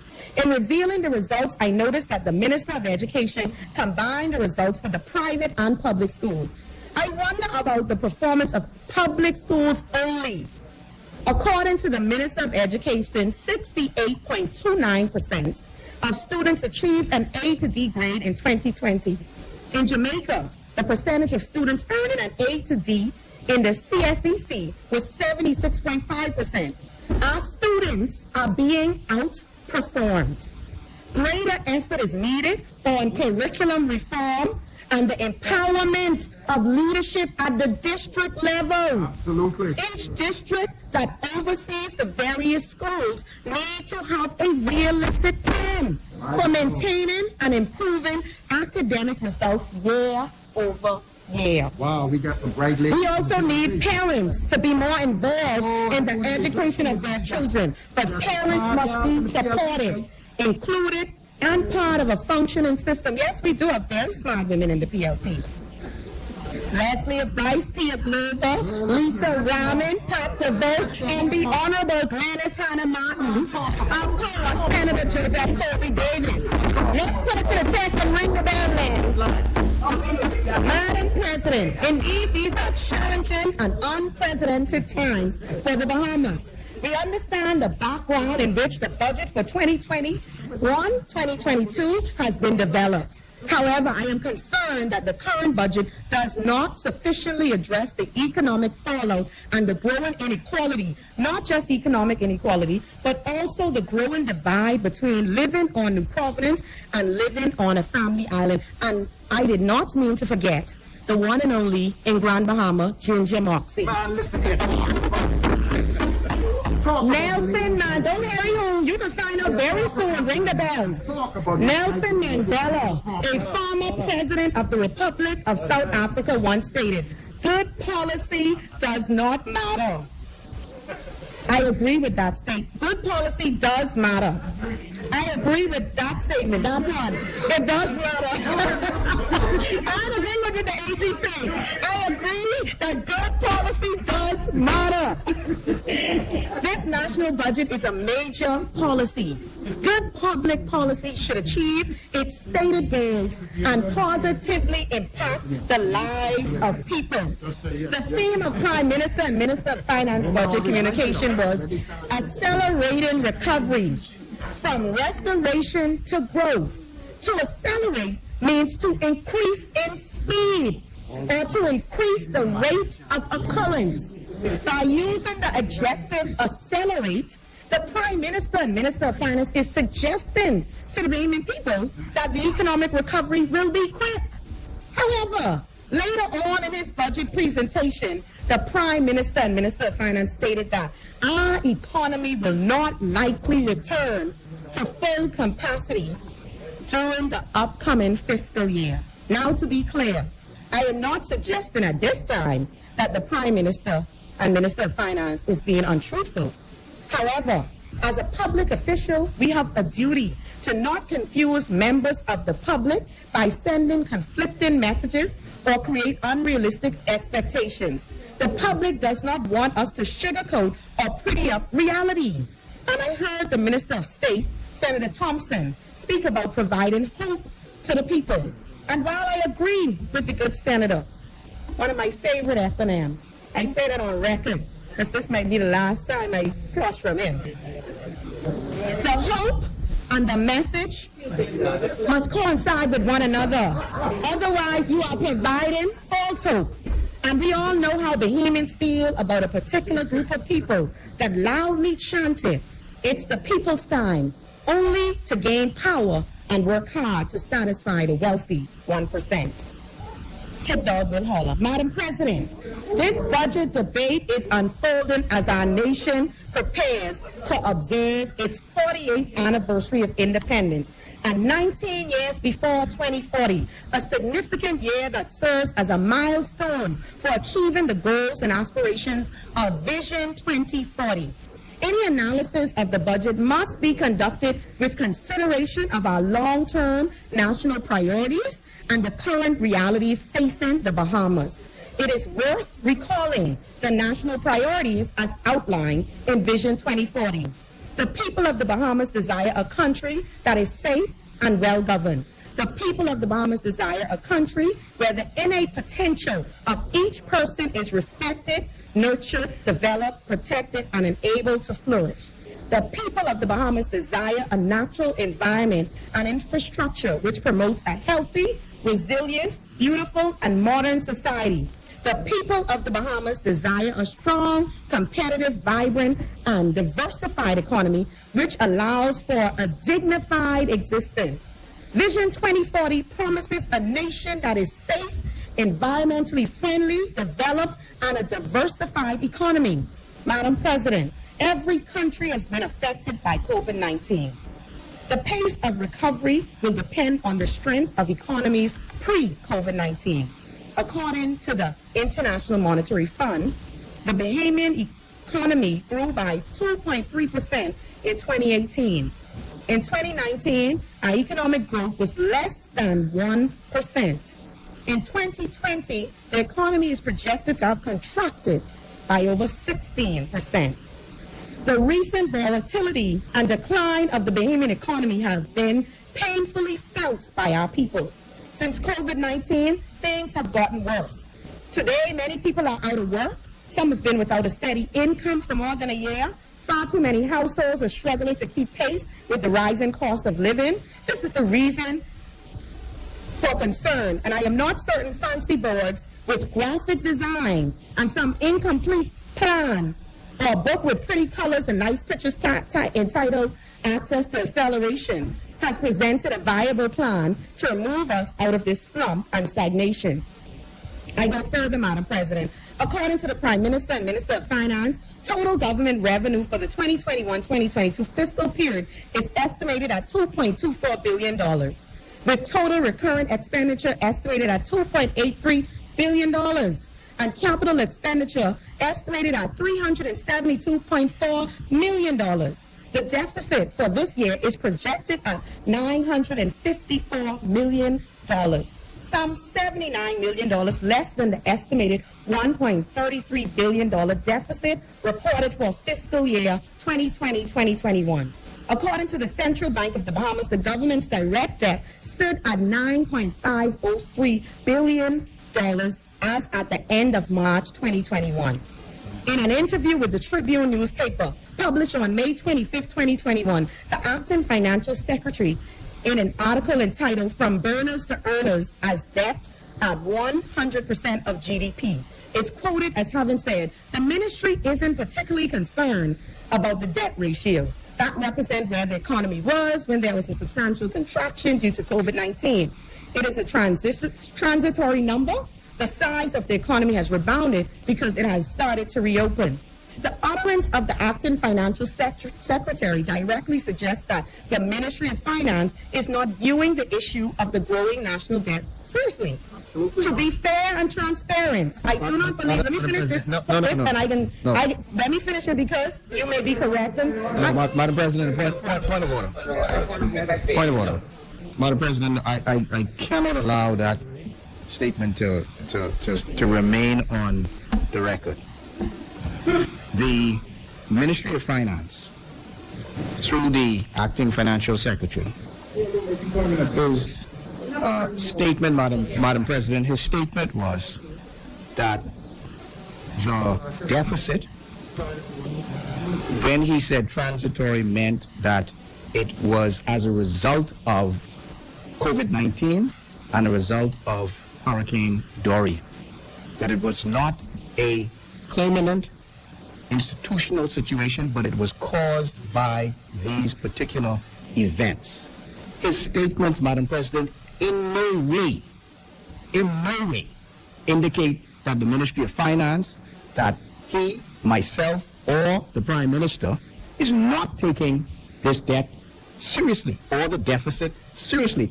In fact, a large part of my presentation spoke to the debt management strategy. So, Madam President, we made it absolutely clear. The Prime Minister made it clear. I made it clear that we are taking this seriously. And not only are we taking it seriously, but we have a strategy as to how we will manage it.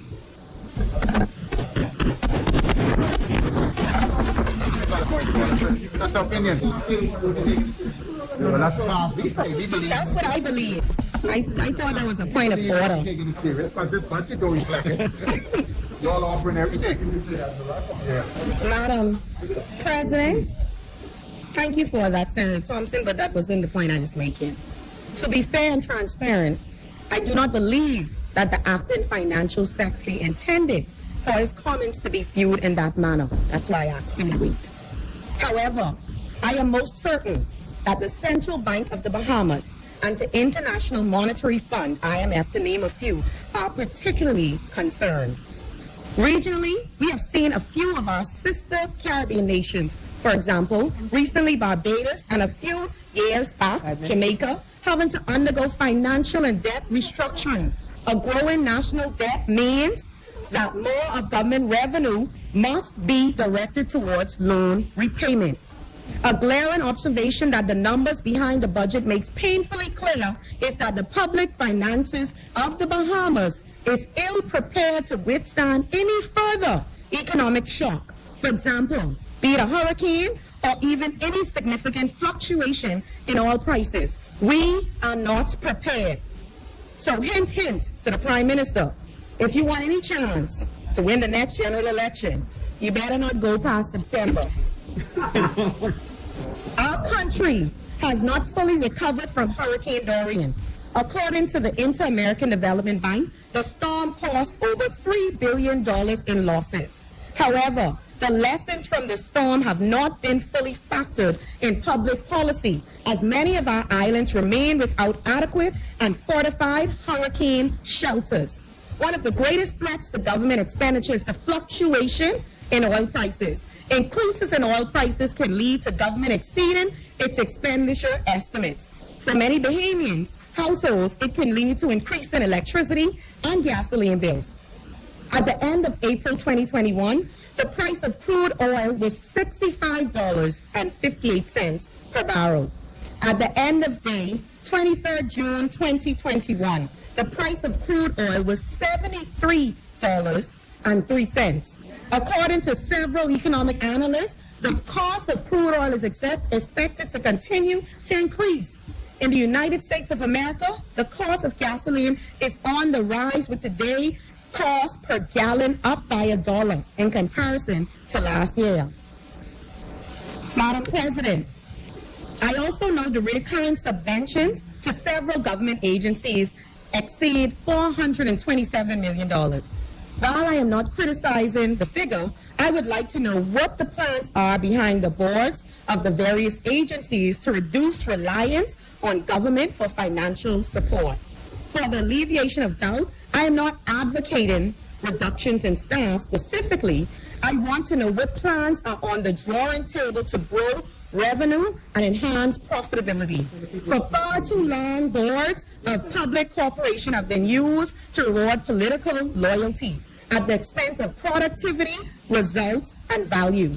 We need persons on public boards to be innovative thinkers and persons with vision. We do not need persons to just get a stipend to enjoy perks of their office while not actively seeking to leave the organizations they direct in a better position. To be clear, this is not an attack on any sitting board member. However, we need transformative leadership at our public corporations. And I am also not targeting public corporations. However, permit me to focus on two corporations very briefly. With respect to Bahamas Air, our national airline, a service that we need, was the decision to purchase the new ticketing system from a company based in Turkey in the best strategic interest of the airline? How has the cost of tickets for travel between our islands been affected or impacted by COVID-19? Is the board of directors at the Broadcasting Corporation of the Bahamas seeking to empower management of the corporation to launch new shows and television, radio programs to boost viewership and garner greater revenue? We must be strategic, innovative thinkers. In 2021 and beyond, we must think outside of the box. Madam President, governments the world over rely on consultants to provide support and insight. Over the years and across various administrations, consultants have been used. However, this budget follows a major economic crisis when many are unemployed and having to do with less. In this budget, the government has allocated a total of over $47 million for consultancy services across various government departments and agencies. Of great significance is that the Ministry of Finance have been allocated $9,315, of significant increase in comparison to 2020. To be clear, I make this observation not to score political points. However, this figure is more than $25.9 million spent on COVID-19 public health and safety measures. The figure is more than $32.8 million spent on social assistance. There might be valid reasons for the extent of consultancy expenditure. However, one must ask if the amount could have been reduced by consolidating services for connective ministries and departments. For example, it is necessary to allocate $707,900 to the Department of Education and to allocate $741,367 to the Ministry of the Department of the Ministry of Education. That's over $1.4 million. One half go into the Department of Education and the other half go into the Ministry of Education. And then we heard that there's now a moratorium on scholarships, an investment in our future. How many young Bahamians could have benefited from $1.4 million in scholarships? I heard the Prime Minister mention on more than one occasion that the Bahamas will emerge from these crises a stronger country.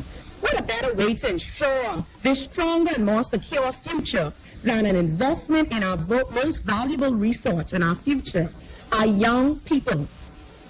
Tourism is our #1 industry, and COVID-19 has badly injured the sector. Our tourism industry was impacted by the lockdowns and the lack of consistency around the reopening. Lack of consistency around the reopening. But let's focus on the positive. Is the industry still a viable contributor to our GDP? The answer is yes. Is the Bahamas still a major player in the industry? The answer is yes. What is needed? We need to work on improving the guest experience satisfaction. This requires active training by all stakeholders. A reinvigorated Bahama host program could assist in achieving this goal. We need to revitalize and rebrand our tourism offering. This involves not only refreshed marketing and public relations and focusing on new market options in the U.S., but also incorporating more of our culture into our tourism product. We also need to expand existing tourism programs that have assisted in building our tourism prowess.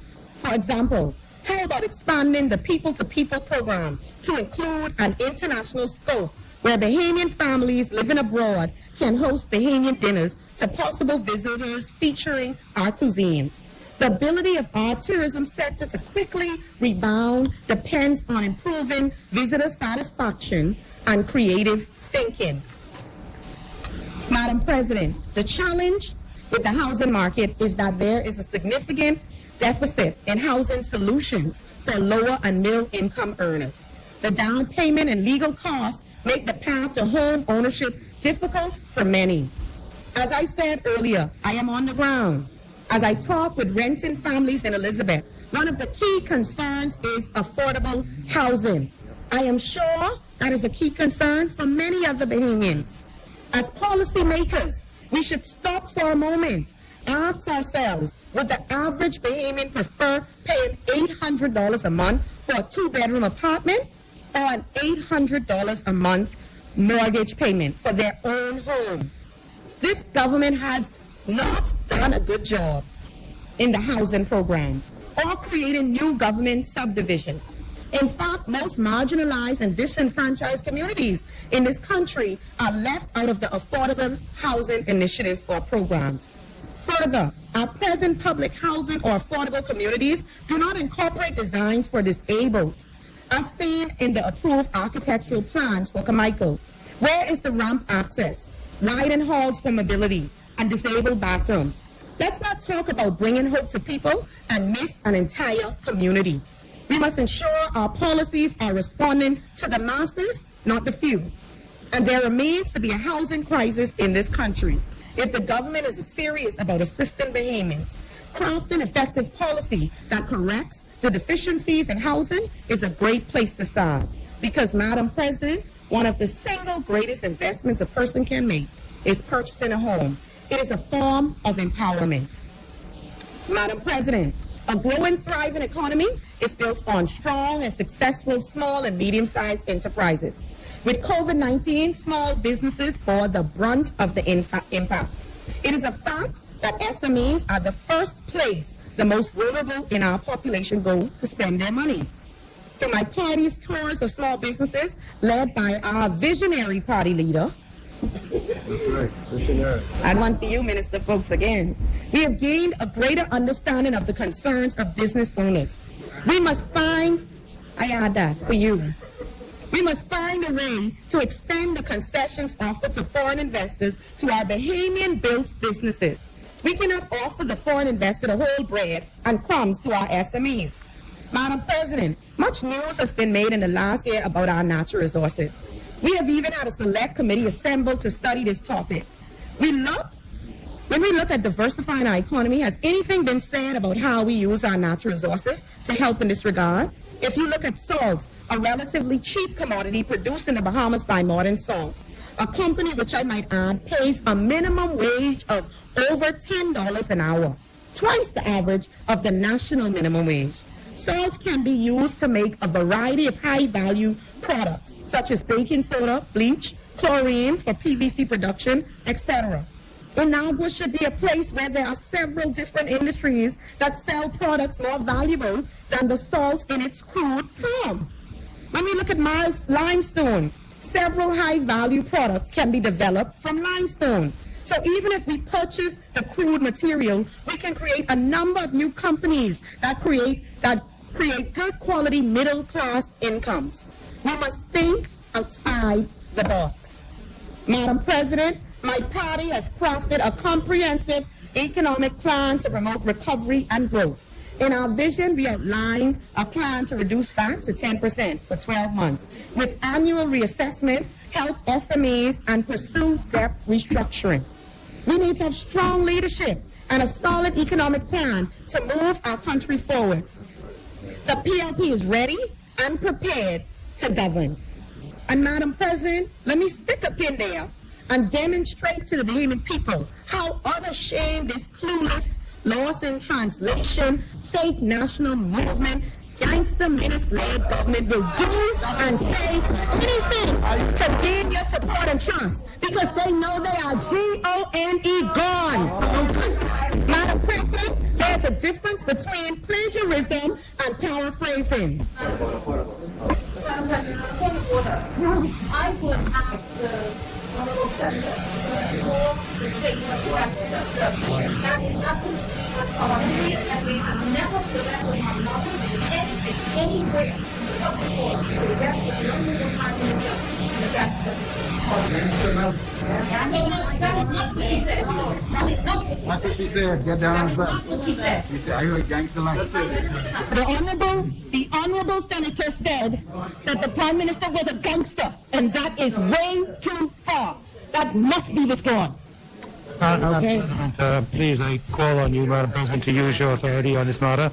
It is most unparliamentary, and it really must be withdrawn. Please. Let me repeat my speech then. Madam President, let me stick a pin there and demonstrate to the Bahamian people how unashamed this clueless, lost in translation, fake national movement, menace who are about to get fired, led government will do and say anything to gain your support and trust. Because they know they are G-O-N-E, gone. Madam President, there is a difference between plagiarism. With all respect to the soaring rhetoric just now, the soaring rhetoric, I do believe we still need a withdrawal of a comment. Yes. Okay. Agent, you can say it on record. Okay, I withdraw the statement, gangster, but I stick to everything else I said, especially the part where I said, because they know they are G-O-N-E, gone. Yeah, I can see it. Yeah. Madam President, there is a difference between plagiarism and paraphrasing. I would have preferred this F&M administration to paraphrase the PLP plan and give us applause for being innovative thinkers. But to copy and paste the PLP's economic plan is admirable and shocking at the same time. So on 7th of March 2021, the PLP launched, listen to the date, the 7th of March 2021. I remember the day well. Yeah, I was there too. Thank you, my good leader in this place. The PLP launched our economic plan, and many of our supporters begged us not to come out the gate too soon because they said the F&M will steal your ideas. Absolutely. And guess what? They did. I listened to the Minister of State's speech yesterday talking about crowdfunding and helping SMEs. Yeah. But I will quote from the leader's statement. Yeah. The leader, the visionary leader, Philip Brave Davis, said on the 7th of March 2021, we need to build support networks for Bahamian entrepreneurs, pairing them with advisors in a new national mentoring program and providing links to financing and angel investors. In addition, we plan an immediate investment of $50 million to fund entrepreneurial development and up to $250 million over 5 years. That is what the leader of opposition, Philip Brave Davis, said on 7th of March 2021. And what was said yesterday sounds very familiar. And you are a point of order. The AG is on his feet. Just to correct you on, just to correct the good senator on one point. The government has been working on crowdfunding alternatives and opportunities for Bahamians for more than 6 months, since last year with the Securities Commission. We've been working on drafts of the regulations that will allow for young Bahamians to enjoy and access crowdfunding sources. Well before her leader in the other place, her leader in the other place announced something general about debt matching people. Okay? The fact is, we have been putting together a comprehensive package of assistance through law to Bahamian entrepreneurs. You know, this side like to say, Mom, we were here, but nothing was in the pipeline. I don't want to hear but nothing that was in the pipeline. I am telling you, the leader, Philip Brave Davis, announced it publicly the 7th of March 2021. Y'all come behind, so guess what? That means copy. That's what that means. Come on, F&M. Copy and paste now. You got to stop that. Stop that. You numbers in no pipeline. You can say anything. You can say anything. Nobody in your cabinet meeting no number no pipeline. Pipeline. Anyways, my conclusion. Madam President, now my friend from cooking all of that cabin leave. You tell me, May Case, I cannot believe. I thought about you when I I was writing this man, I say, if anyone chair, it'll be you. I believe you do that to me. Say, make case, man. Conclusion. Madam President, we recognize that overcoming this crisis is not a job solely for the government. We recognize that. This is not a job that the private sector can do alone. The road to recovery requires a plan that unites and can achieve voter buy-in from all stakeholders and the collective will of all Bahamians. We in this honorable Senate chamber have an important role to play. We must not be a rubber stamp body, but a legislative branch where we engage in conscious, serious, and honest debate. The Bahamas needs leaders with a vision and empathy. A man can be a good medical doctor, a great one, but that does not mean that he can inspire a nation or understand the concerns of the average Bahamian. What purpose does it serve to have a seat around a cabinet table and not aggressively use the position to advance the cause of the average person? A PLP government under the leadership of Philip Brave Davis will implement policies that will be transformative and people-driven. We must act now. And I end with this quote. The new dawn blooms as we free it. For there's always light. If only we are brave enough to see it. If only we are brave enough to be it. That's by Amanda Gorman. Thank you, Madam President. God bless the Commonwealth of the Bahamas. I am. And of course the PLP. As many?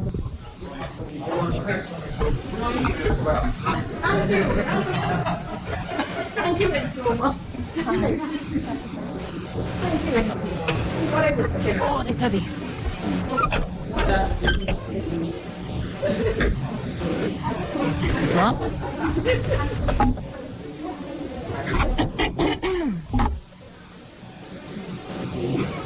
Good evening, Bahamas. First of all, this would be the first time since this pandemic started that I would have taken off my mask. It feels good to breathe freely.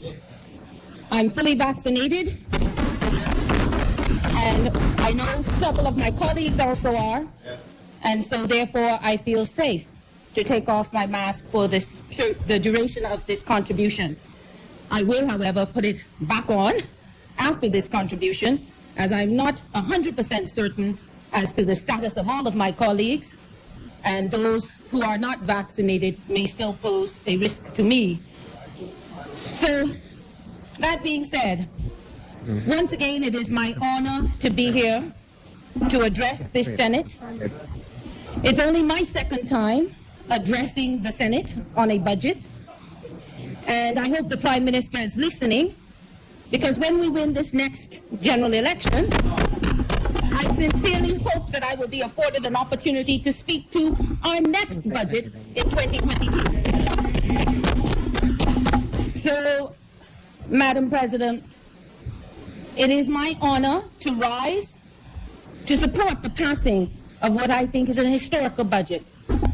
I am proud of the innovative, restorative, and people-sensitive approach which our government has taken to accelerate the recovery from the double ruinous impact of Hurricane Dorian and the COVID-19 pandemic on our economy and our way of life. I am genuinely excited by the opportunities presented to the Bahamian people within this budget. And while the opportunities are open to all, today I really want to talk to the women and young people about the new business opportunities that are available and can result in your economic independence and empowerment if taken advantage of. I smile privately as I say that, because I said many prayers over this budget contribution, and I feel I was led to say I will focus on the benefits that I see that the advantages or the elements that women can take advantage of. And my honorable colleague would have raised this as a concern. Indeed, there are a few matters that she raised as a concern that I will specifically speak to. And I believe perhaps I was directed in that manner, having no indication at all what she would raise. I suppose being women, our concerns mirror each other, and so perhaps it is not a surprise that we would think similarly.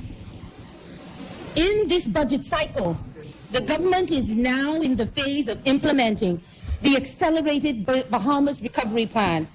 It bears repeating that this plan is designed to achieve the following objectives: strengthen the impact of COVID-19 related support, accelerate the re-engagement of displaced workers, stimulate domestic economic and commercial activity, extract greater value from the tourism sector, and accelerate the adoption of innovation and e-government technology and services. These objectives are built around 7 priorities. 1, job creation. 2, small business development. 3, healthcare improvement and vaccinations. 4, tourism development. 5, public and private sector investment. 6, digitization and innovation. 7, fiscal responsibility. In this presentation, I will focus on the opportunities that exist by reason of the innovative strategies created by this government to assist and grow small businesses and create jobs in the private sector. I think that it is important to spend some time breaking these initiatives down so as to empower people. And I make no apologies for especially encouraging women and young people to take advantage of these opportunities. It is absolutely essential that we get our people back to work. This is important so that each person has a sense of self-worth and productivity and the satisfaction of earning an income for an honest day's work. Apart from the overall well-being of our citizens and residents, it is important as the government, and that is no government in the world, can continue the current level of unemployment and social assistance indefinitely. Under this budget, this government has launched the following initiatives: the Government Employment Incentive Program, the Small Business Tax Concession and Relief Program. The genius of this budget is that by way of the creation of the Government Employment Incentive Program, this government has found an innovative way to encourage increased employment by Bahamian business owners, that is, by the private sector. The government has decided to give businesses a $400 tax credit per week per employee for up to 10 new employees. This program is to be known as the Employment Incentive Program. Needless to say, businesses will need to be compliant with its NIB's contributions and other tax obligations. This incentive will be available to businesses throughout the Bahamas.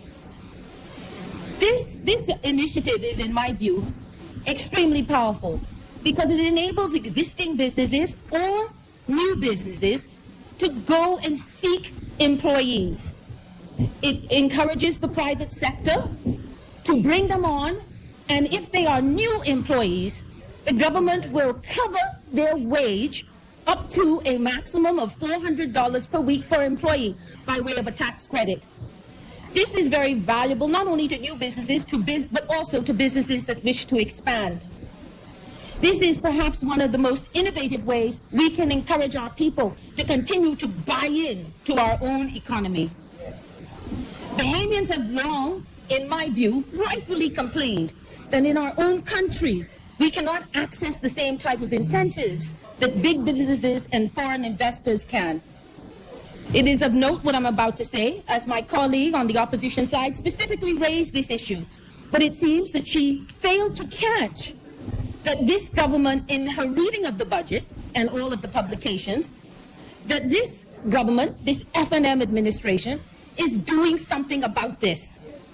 Under the Small Business Tax Concessions and Relief Program, any small business or entrepreneur anywhere in the country with an annual turnover of less than $5 million can apply for and obtain duty-free concessions on all items needed to start or to expand their business, including the first stock of inventory. This is extremely powerful. This is the first time, and this is the first government that has sought to ensure that we get that same benefit as foreign investors and large investors. We can now start our businesses and apply for duty exemptions or duty-free exemptions. And that is not only for the startup businesses, but that is for businesses that are expanding. The important thing about this is that this concession can even include your inventory. It can include what you need to build your business. It can include building materials. I believe that in some instances, if it can be shown that the car is for the use of the business, that it may even include a vehicle. So this is extremely powerful, and it's designed because as we come out of COVID, we want our people to invest and buy into the Bahamas. But here's the thing. I know that you're probably thinking, well, how can I access duty-free concessions if I don't have any money to start or expand my business? So what? So as to purchase what I need to get duty-free. The cynics amongst us would suck our teeth and once again accuse the government of talking foolishness and selling pipe dreams. But the answer is that it's in the budget. Please listen. This F&M government has further and will further expand its level of unprecedented support to small businesses and entrepreneurs. See, I heard my colleague over there, and I don't concede that it came at all from their plan, but I heard my colleague over there say what she alleges we took from their plan. But at the same time, what she cannot say is that any past PLP administration ever invested in small businesses to the extent of this government. We have demonstrated on the ground with hard, cold cash our commitment to small businesses. So any policy that we are bringing forward now is only to expand upon what this administration has already built, invested in, and shown. So this government will further expand its level of support to small businesses. Man, I don't want to hear dogs say ow. This government will make $250 million available to Small Business Development Center over the next 5 years, starting with the first injection of $35 million during this budget cycle. The success of the Small Business Development Center is readily available for assessment by all of you online. This is another thing. I think that the opposition has taken notes on how to run a campaign from someone that used to be in government overseas. It didn't work there, and it probably won't work now.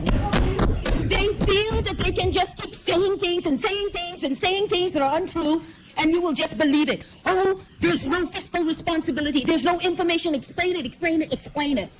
But guess what? This government has been more transparent than any government of the Bahamas has ever been.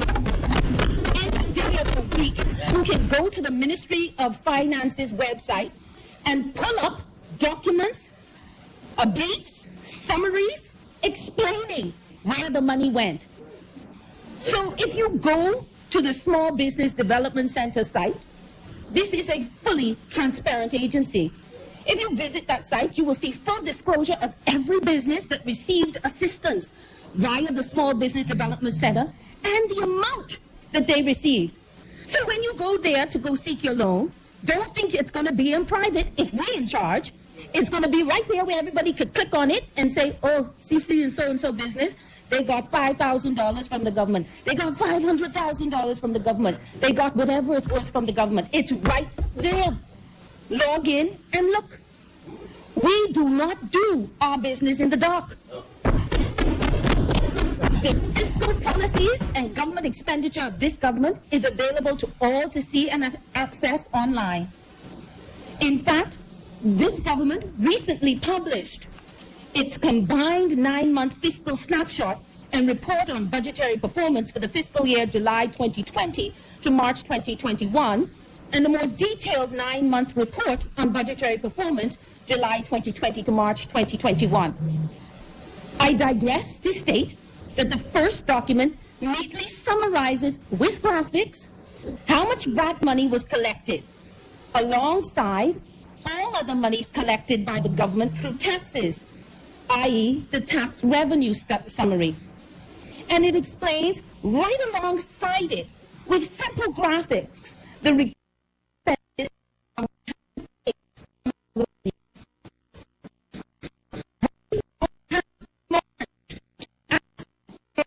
VAT money anymore under the FNM. There's a press release on that. But we don't have to ask where the VAT money went. We can go online and actually look to see where the hundreds of millions in VAT money has gone. So when anybody genuinely wants to know, and is not just seeking to cast aspersions and doubt into the public forum, go to the website and look. Anytime you hear them making noise, go to the website and look. Go and look.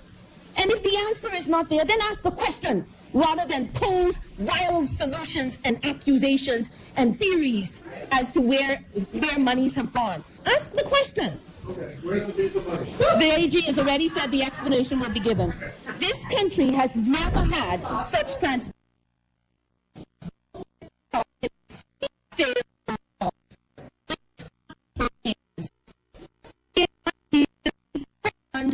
People don't easily pull one over on us. We see foolishness coming a mile off. So go and check for yourselves. I digressed, but my point is that everyone can see which businesses were assisted by the Small Business Development Center and how much they got right online.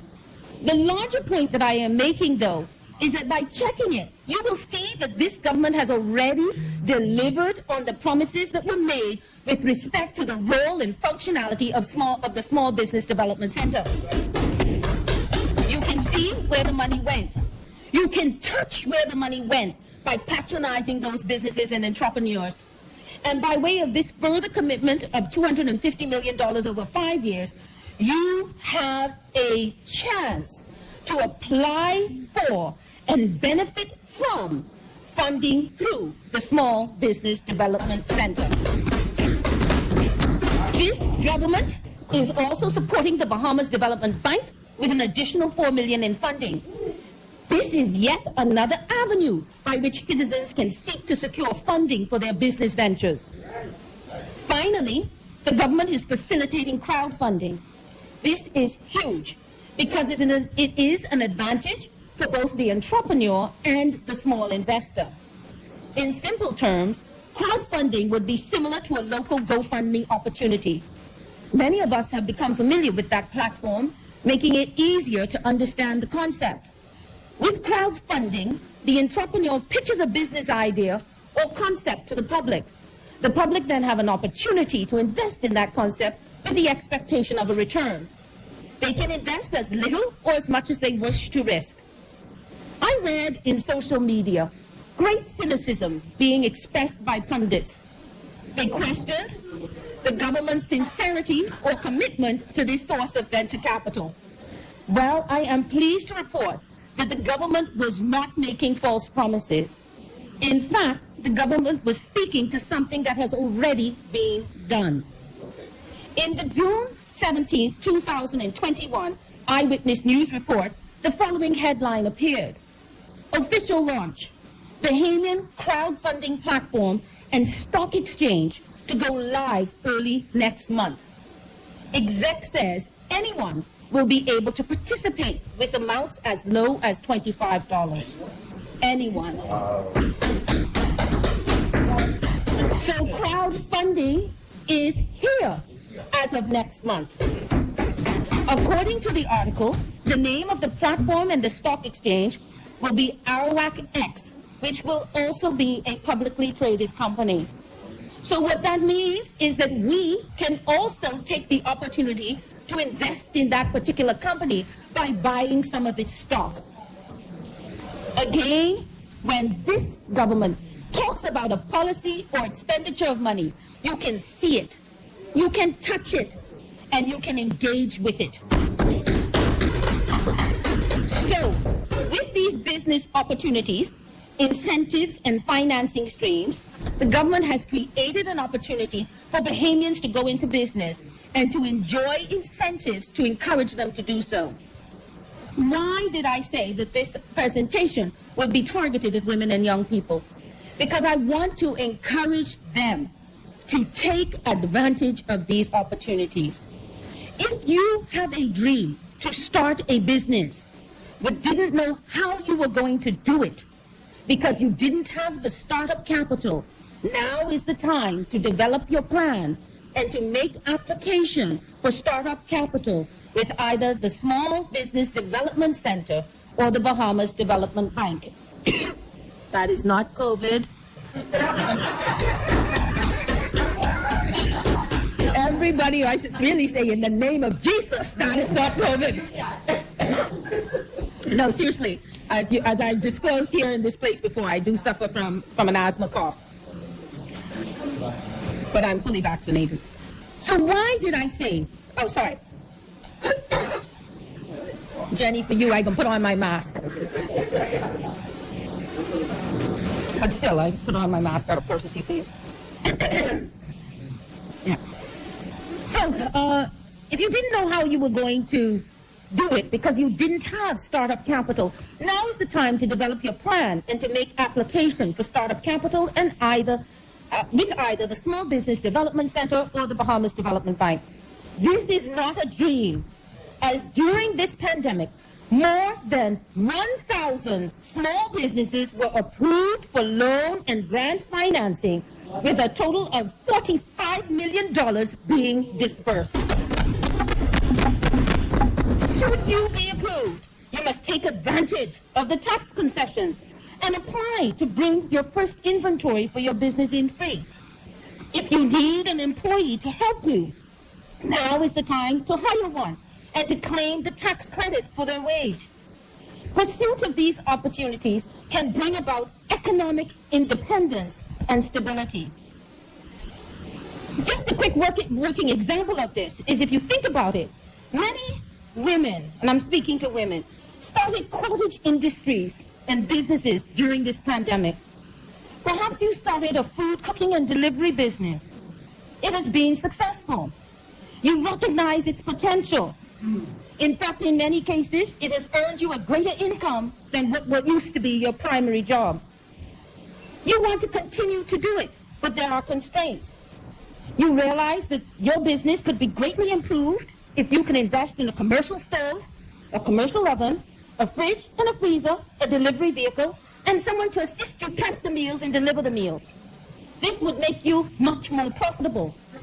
Well, now what you can do is take your business plan and make application.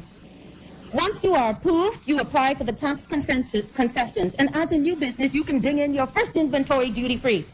So what are you going to do? You're going to write a list, how many chickens you need, how much meat you need, what else you need, your fridge, your freezer, your delivery vehicle. You're going to write a list of everything you need, your industrial size seasonings, everything that you need, your cooking pots, your utensils, the containers you're going to first deliver that food in. And you make this all in a list and you apply, and you say, I need to bring this all in duty-free. It is approved. You bring it in. You use the money that you got approved with from the Small Business Development Program, and you start your business. You have your employees. You pay them a salary. You rely on the tax credit to cover that. This is extremely powerful, not just for women, but for young people. A lot of young people started businesses. You can grow your business. If you haven't started and you have a dream, now is the time to move. It should also be noted that the Economic Incentive Program and duty-free concessions is also available to businesses that wish to expand. The Prime Minister also announced that the government has eliminated duty on digital transformation hardware, software, and services, to aid in the digital transformation of the Bahamian economy. This is important and provides an incentive for businesses and entrepreneurs to modernize. For example, delivery services should be looking to get mobile point-of-sale devices in their hands. With the software, they can track how much they're making on each delivery. They can swipe or process payment means. This makes their whole process more efficient and indeed more safe as they're not relying on a cash economy. Businesses should be updating their computers, their telephones, and their software for the management of their businesses. This comprehensive, innovative approach is very exciting, as it will enable new people to become business owners, existing businesses to expand, new and existing businesses to hire staff, and all businesses to upgrade their technological infrastructure. This is the time to launch or upgrade your business. When people return to work, it will have the impact of relieving the strain on the public purse and ultimately on the taxpayers, as those workers will no longer need to receive the unemployment benefits and social assistance. There are many women who desire to own a home, but the dream seems unattainable on their sole salaries. Of particular concern are single women and single mothers. Owning your own home is not just a matter of demonstrating your success or that you have means. Rather, it is a matter of you and possibly your children's security, especially as you age. The fear of what will happen when you can no longer earn an income and can no longer pay rent is real, especially for those who may not have had children who can assist them. This government has developed a new model for home ownership in the Bahamas, which I believe will make ownership of a home accessible to many more of us. To date, there are 4 developments of this nature, 3 of which already exist, and the other in the Prospect Ridge area, which is now about to be developed. The other 3 are Carmichael Village in the Carmichael constituency, Sunset Close Addition in Fox Hill, Lionel Davis subdivision in Fox Hill. In the context of the point that I'm trying to make, I will focus on the Carmichael and Fox Hill developments. I wish my colleague was still present, Honorable JoBeth Davis. She spoke. Yes, I know, but I wanted my female colleague present. But the point being that she, like me, had this concern. But I would wish I could look at her and assure her, don't worry, the answer is here. The lots in the Carmichael Village subdivision are priced at $15,000. And the lots in the Fox Hill subdivisions are priced at $20,000. The lots in all of them are valued at between $60,000 and $70,000. And you can go to the housing department to purchase a plan for your home at a minimal cost when you compare it to the cost of having an architect draw up your plan. Under normal terms, a 10% deposit is required. 10% of $15,000 is $1,500. With proper saving habits, that is a sum which is attainable for many that have a job. When applying for a loan, the Bahamas Mortgage Corporation will take into account the actual value of the lot, along with your means to service the loan when considering your application. This means that should you qualify for the purchase of one of these lots, when you approach the lending institution, you already have a minimum of $40,000 in the equity in the venture. How is the equity calculated? In order to calculate the equity, you subtract the amount that you will pay for the lot from its actual value. So if you are paying $15,000 for the lot and it's worth $60,000, you would subtract the $15,000 from the $60,000 to come up with what is the equity in that lot. These lots are open to anyone that qualifies. I would suggest and implore women to make application for these lots. All these lots are accessible at a $1,500 deposit. The FNM government is committed to continue this method of making land affordable for Bahamians throughout our Commonwealth. This is just the beginning. This is the first administration that has addressed the Bahamian people's cry to be given access to Crown land for our own benefit in an affordable and sustainable manner.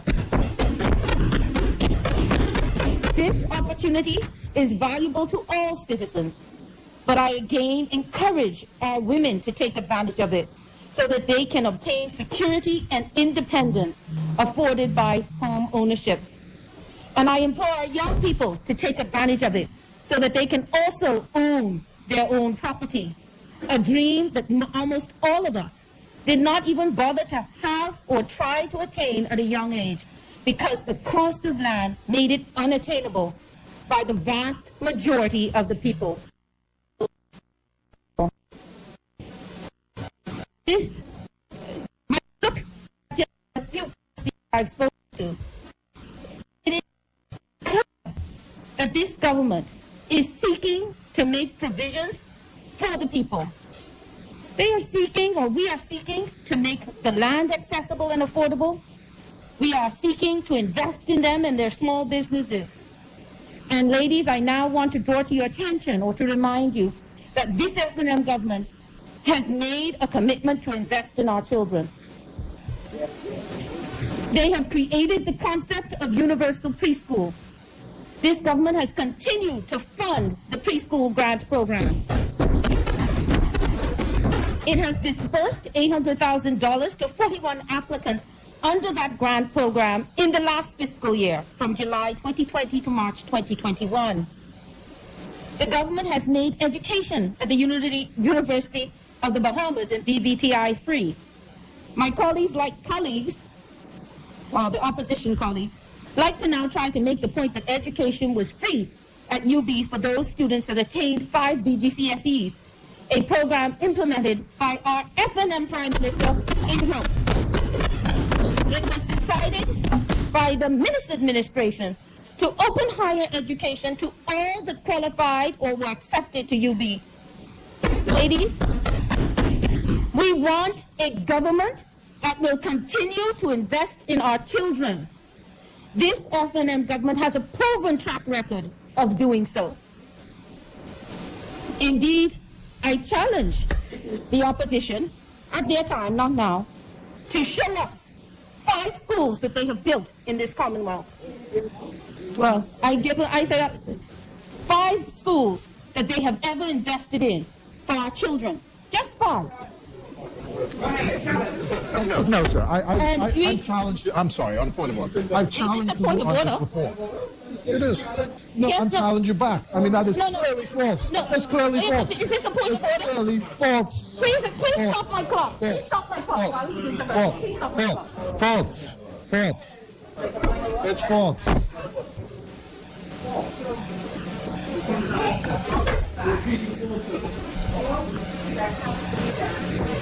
When they speak, bring the 5.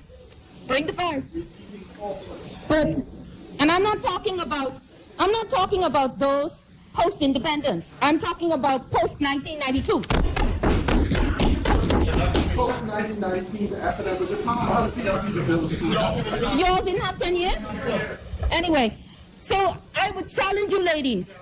Let the PLP show you the investment that they have made in our children.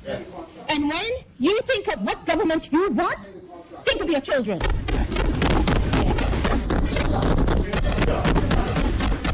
In the digitization process, the government has recognized the need for young talent who are tech savvy. This is an area which is primarily suited to young people, and it is a sector which will grow by leaps and bounds in the public and private sector. That is the digital sector.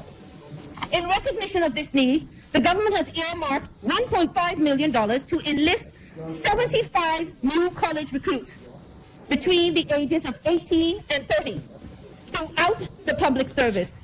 In the words of the Prime Minister, specifically to provide that critical infusion of new thinking and ideas.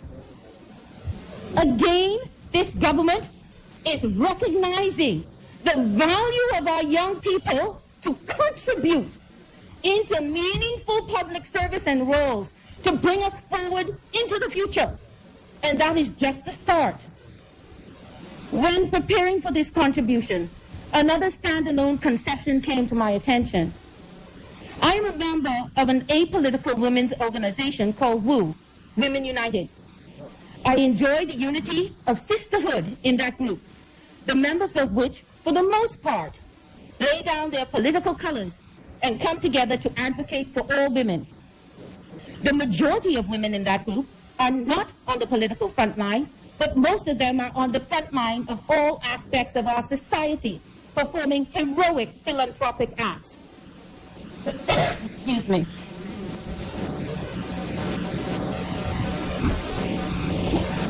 Many of them head charitable organizations that are involved in all manner of efforts seeking to address various social ills in our society. For example, homelessness, hunger, domestic violence, child abuse and neglect, depression, gender violence, teen pregnancy, and numerous other issues.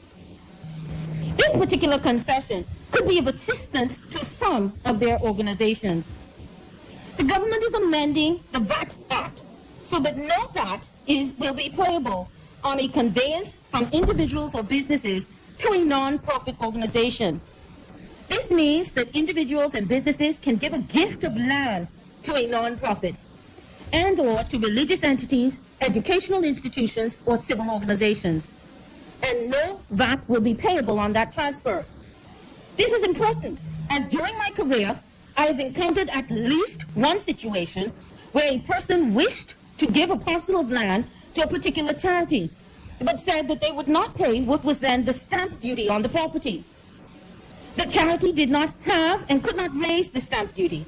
The inability to pay the stamp duty resulted in the charity not being able to receive the gift.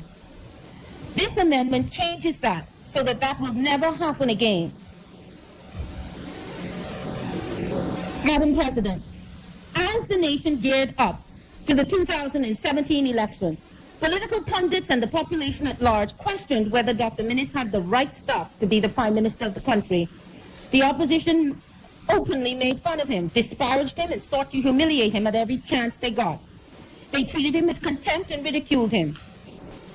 Doc soldiered on, and the people placed their confidence in him and in the FNM as they dispatched the opposition in a landslide victory. Although the people threw their wholesale support behind Doc, many still wondered, could this man, a doctor, lead the nation?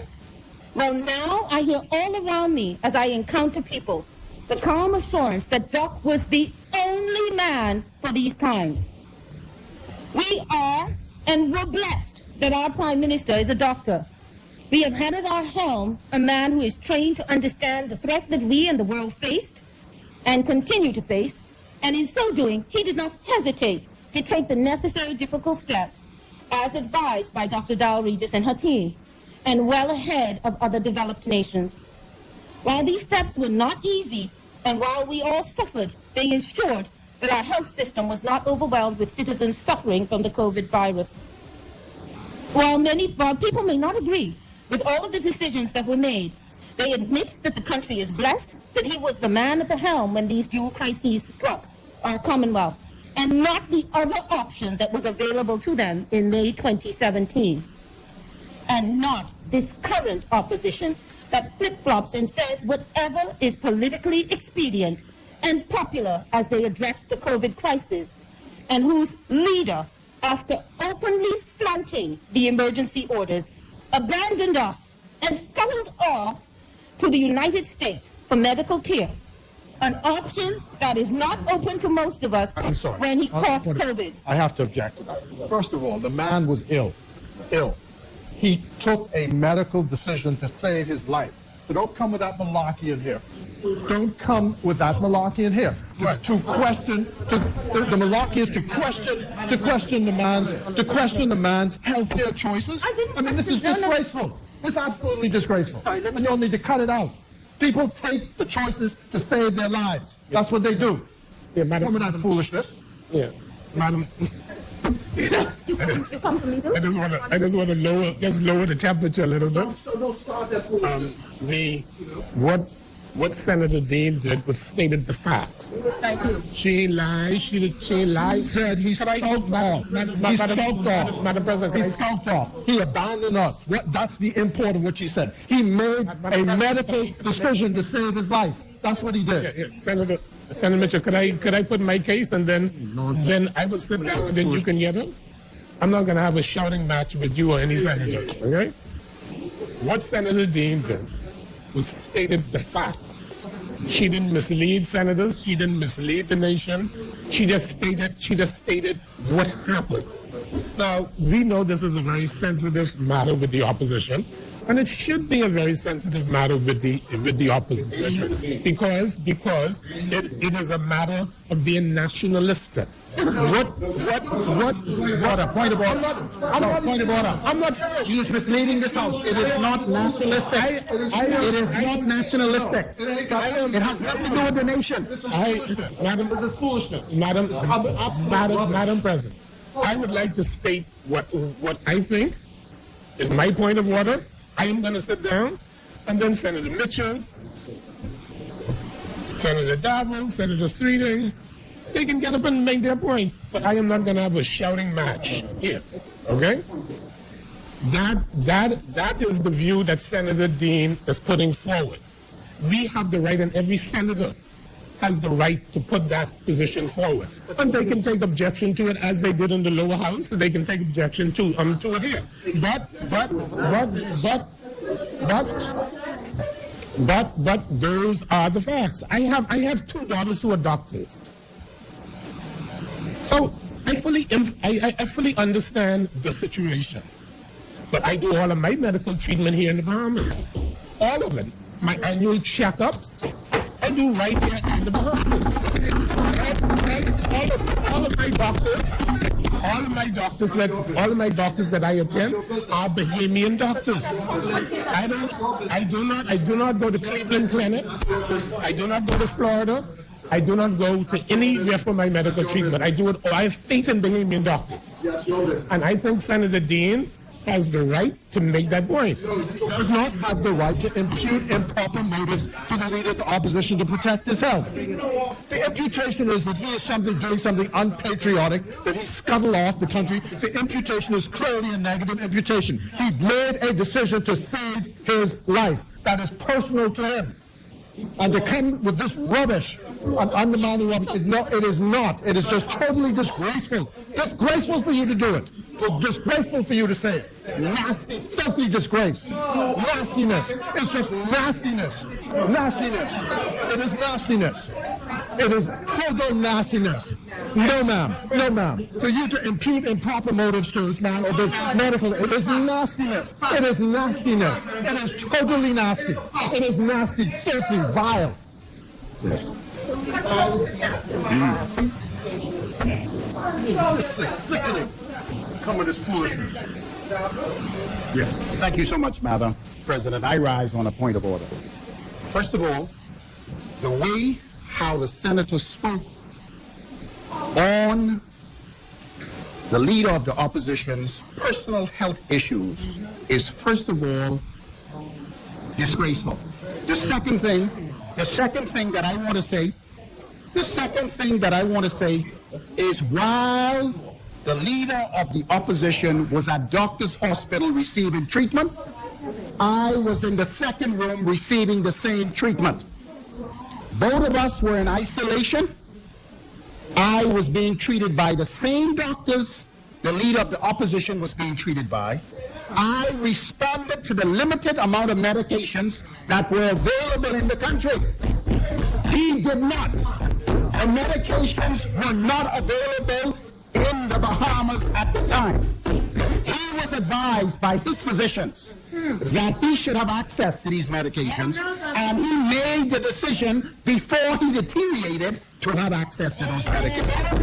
I am the leader, received medical care in the Commonwealth of the Bahamas. I am a product that the medication that were given to me, I received.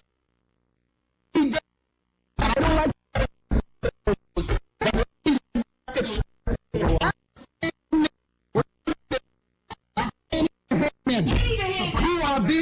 for COVID-19 and the medications that they need are not in the country, my advice to them is to stay elsewhere. Where do you all come from? That's the answer. Where do you all come from? Where do you all come from? Bunch of nasty people. Bunch of nasty, filthy people. Nasty, filthy people. Nasty, filthy people. That's what you are. All of you are nasty people. Sit down, Senator.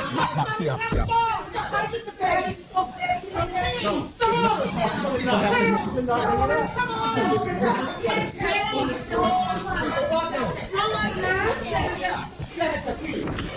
Okay. Senator Dean made a point.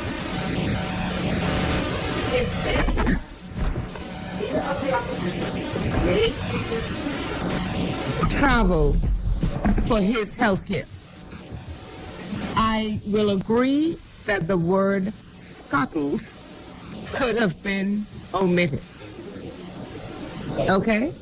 But the fact remains that although he has a choice, we have been enlightened by Dr. Darville that he was not responding. Okay? By the same token, the leader for the opposition in this place has also stated that everybody in here, we are nasty. Where we come from, vile. We are all Bahamians coming from this island. Now, the senator may not feel that he needs to apologize because when a word is used by him, it's fine to call all of us nasty and vile. You did not call the leader of the opposition a bad name. No, it is not. Now, you don't know English any more than I do, Senator. And therefore, I would simply ask you to withdraw the word scuttled. And Senator Mitchell, I feel, should withdraw the words vile, nasty to his fellow senators.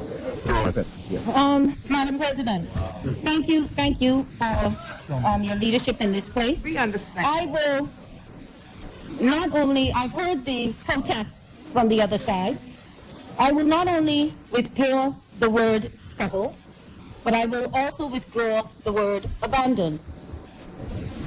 I don't mean to cause any offense, and furthermore, I take the point that for the first time, certainly that I have heard, there is new information in the public domain on this point that came from Dr. Darville. So, inasmuch as that has come into the public domain for the first time, that being said, I withdraw the word abandoned, and I withdraw the word scuttled off. But the fact does remain, of course, that the leader of the opposition had to leave the country for medical care. Now, I'm sorry, you had asked for my colleague to withdraw. I don't know if I dare say to him if he did? Okay. So, the opposition sounded, sorry, you restarted the clock? How much time, excuse me, how much time is the clock? Did you freeze it? 20 minutes? Excuse me, is that 20 minutes that includes the break we just had? Well, that has to be eliminated. The clock did stop. Okay, thank you. The opposition sounded the alarm about the rate of borrowing. None of us like to have to borrow, but the stark truth is that in the midst of these crises, we had no choice but to borrow. During my last budget contribution on June 24th, 2021, almost a year to date, I drew to your attention the opposition's plan for mitigation of coronavirus economic fallout, published on or about April 10th, 2020, by their shadow Minister of Finance and Deputy Leader of the Opposition Party, Mr. Chester Cooper.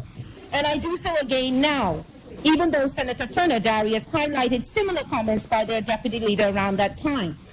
And I do so because I never want us to forget what they said as you listen to their contributions here and in the public forum.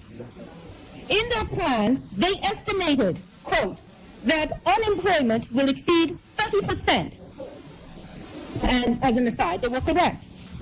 And the deficit for the fiscal year 2020-21 will easily exceed $1 billion when all numbers are finalized. And they forecasted that, quote, $1 billion to $2 billion in funding is required to keep the economy afloat. Mr. Cooper also indicated that, and I quote, they are confident that the notion, if it exists, that things will go back to normal immediately as soon as physical distancing is over is misguided. That is the opposition's position. Let us remember now that this was in April 2020, less than a month after the first cases of COVID-19 were identified in the public, when none of us dreamed that the world would still be in the grips of this pandemic some 15 months later. And they, like us, knew that unemployment would not be less than 30%. They forecasted a deficit of at least $1 billion and recognized that we would need $1 billion to $2 billion to keep the economy afloat, and that things would not immediately return to normal.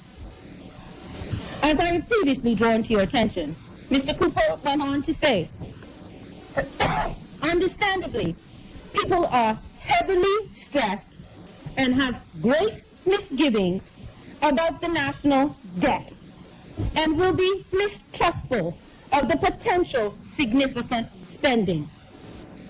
I remind you that in April 2020, the opposition knew and was fully aware that you are and would be stressed. The opposition knew and they were fully aware that many of us have great misgivings about the national debt. That is, the opposition knew and they were fully aware that in these times people have doubts, they have worries, and they have fears. That's what misgiving means. And the opposition knew, and they knew that many of us are mistrustful of the potential significant spending. That is to say that the opposition knew and know that the people are distrustful, suspicious, and skeptical about government expenditure. And they have known this since they published their plan on or about April 10th, 2020. It is important that you never forget this, because it reveals how they operate, or I submit. It reveals how they operate and the motivation for many of their comments in the public forum.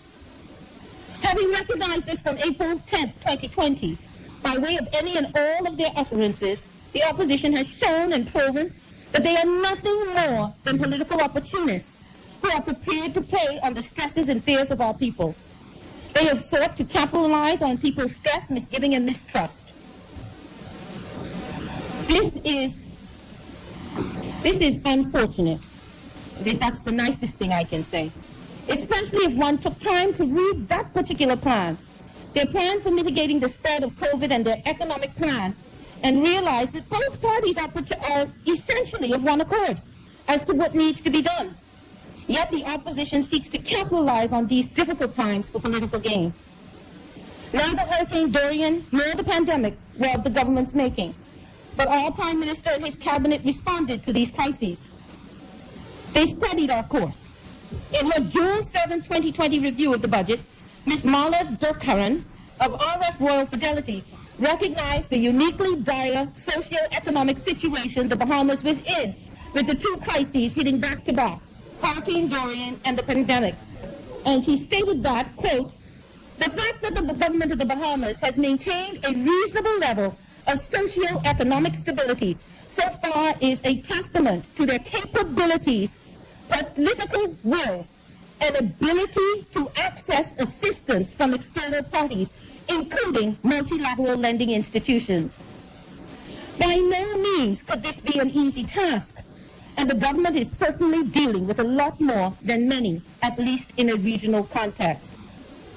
I just want to repeat that this writer, on behalf of RF Royal Fidelity, recognizes this administration's capabilities, political will, and ability to access assistance from external parties, including multilateral lending institutions.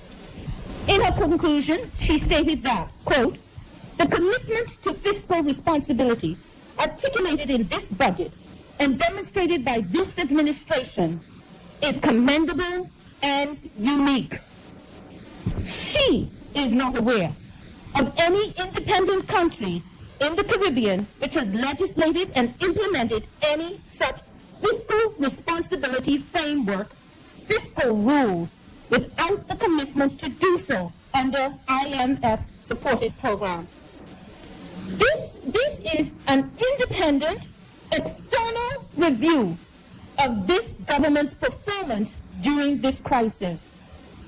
And so when they keep asking, how are we fiscally responsible, and we keep answering them, I want the public to take note that this administration's fiscal responsibility is of international note, and we are held in this administration in high regard on that point. This is how the international world sees this administration, and it is this which has given this government the power to go into the international lending marketplace to borrow the funds which we needed to have to support our people and our economy through these extremely challenging times.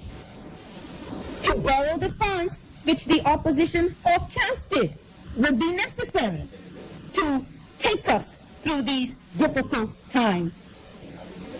As the Prime Minister said in his opening contribution, and I quote, the prudent fiscal practices which this government implemented with reducing the deficit to a historic 10-year low by 2018-2019, that was only the second year of this administration, allowed us the fiscal headroom to be able to finance such an extensive level of support to Bahamian citizens when these crises arose.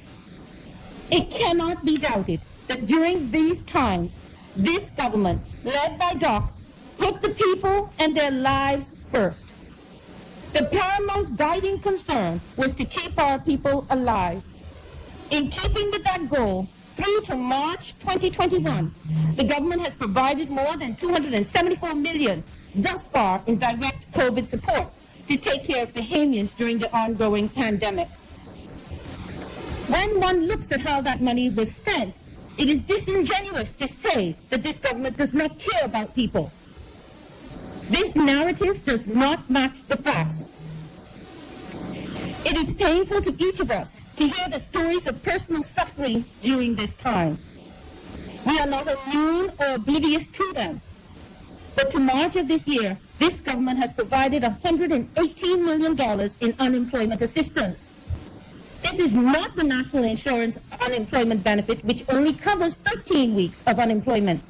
This was direct government assistance to support the unemployed, even some of those who were not covered by the National Insurance Unemployment Benefit. As the Prime Minister said during his May 26-21 budget communication, quote, while neighboring countries may have only provided unemployment assistance for 3 months, by the end of this month, this FNI have provided unemployment assistance for 15 months. This is not the action of an uncaring government. While the opposition wishes to, at times, to downplay the significance of these catastrophic events and always suggests that the government is hiding behind these historic natural disasters as some sort of excuse for the state of the economy, the world, and, as some sort of excuse for the state of the economy, the world, and all Bahamians who are being fair and objective, no different. No government is perfect. No government or person, for that matter, gets everything 100% correct. But what is evident is that this government, under the leadership of the Prime Minister, Hubert Minnis, has always sought to act with the best intentions for the Bahamian people. This government has delivered on many of its promises, despite the unprecedented challenges. This administration spends the people's money in an accountable and transparent fashion.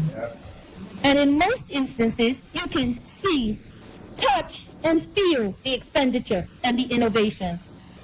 Ask the taxi drivers who got the immediate benefit of home porting in Nassau. This government, in this budget, has promised that we will invest $250 million over 5 years into the Small Business Development Center. We will invest $4 million in funding for the Bahamas Development Bank. Duty and VAT concessions on materials to build or renovate a house or start or expand a business will be duty-free.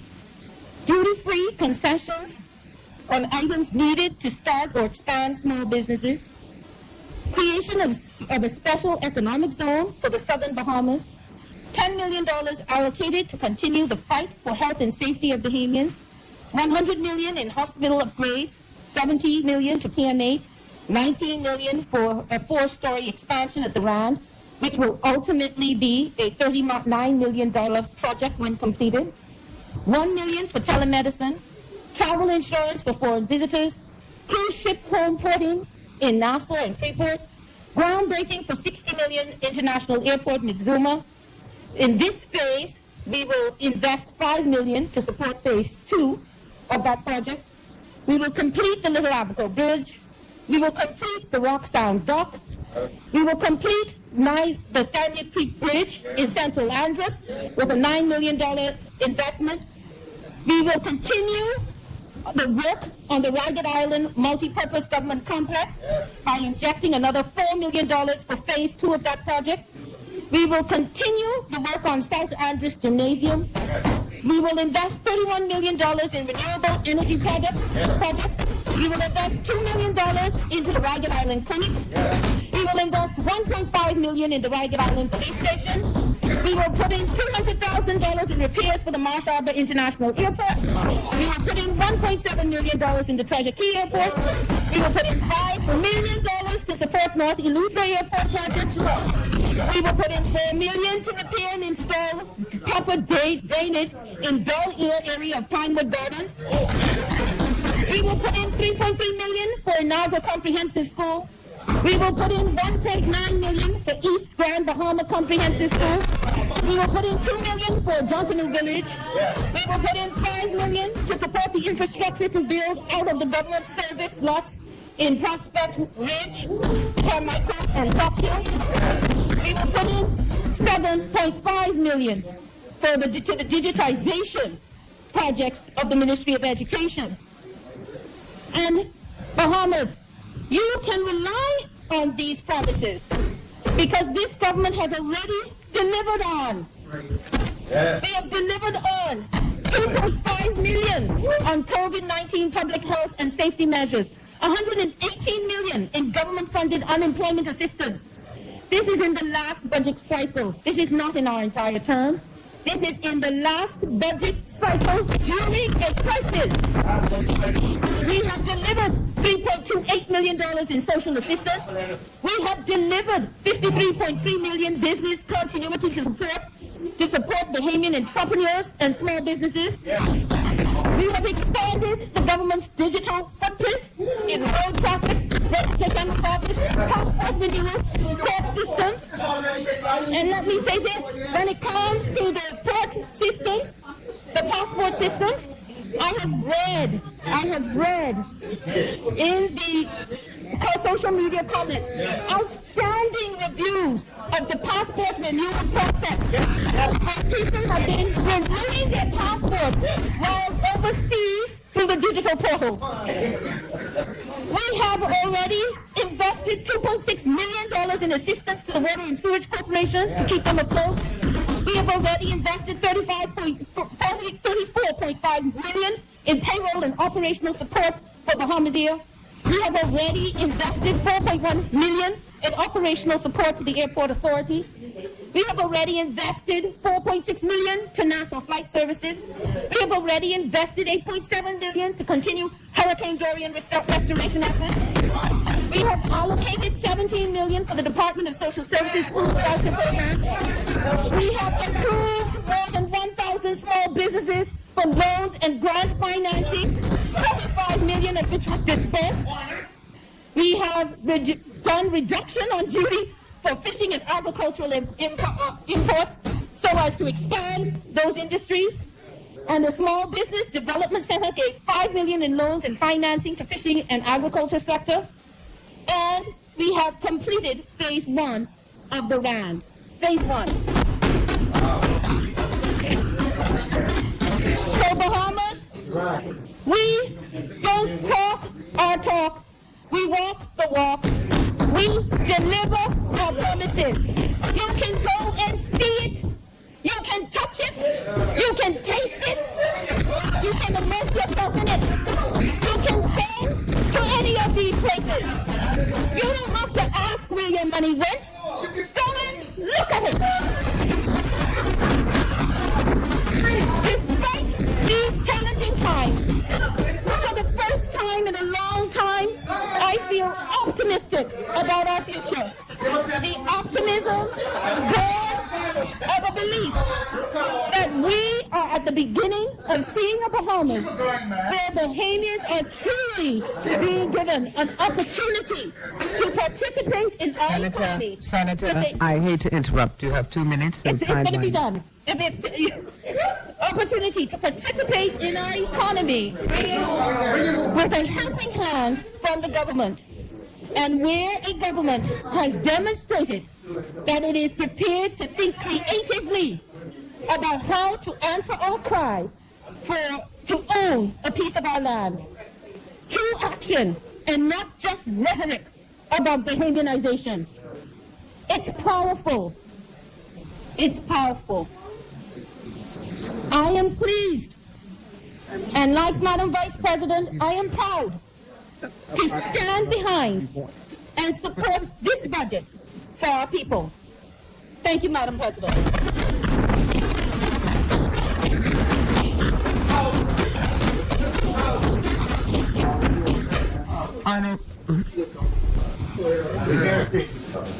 Madam President, that concludes our presentations for the day. Yes, sir. We wish to return tomorrow at 10 a.m. So I move that the business of the Senate suspends to June the 24th at 10 a.m. Okay.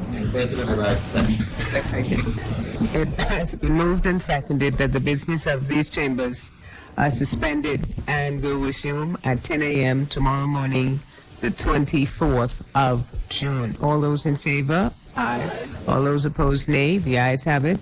The Senate is suspended for today's proceedings.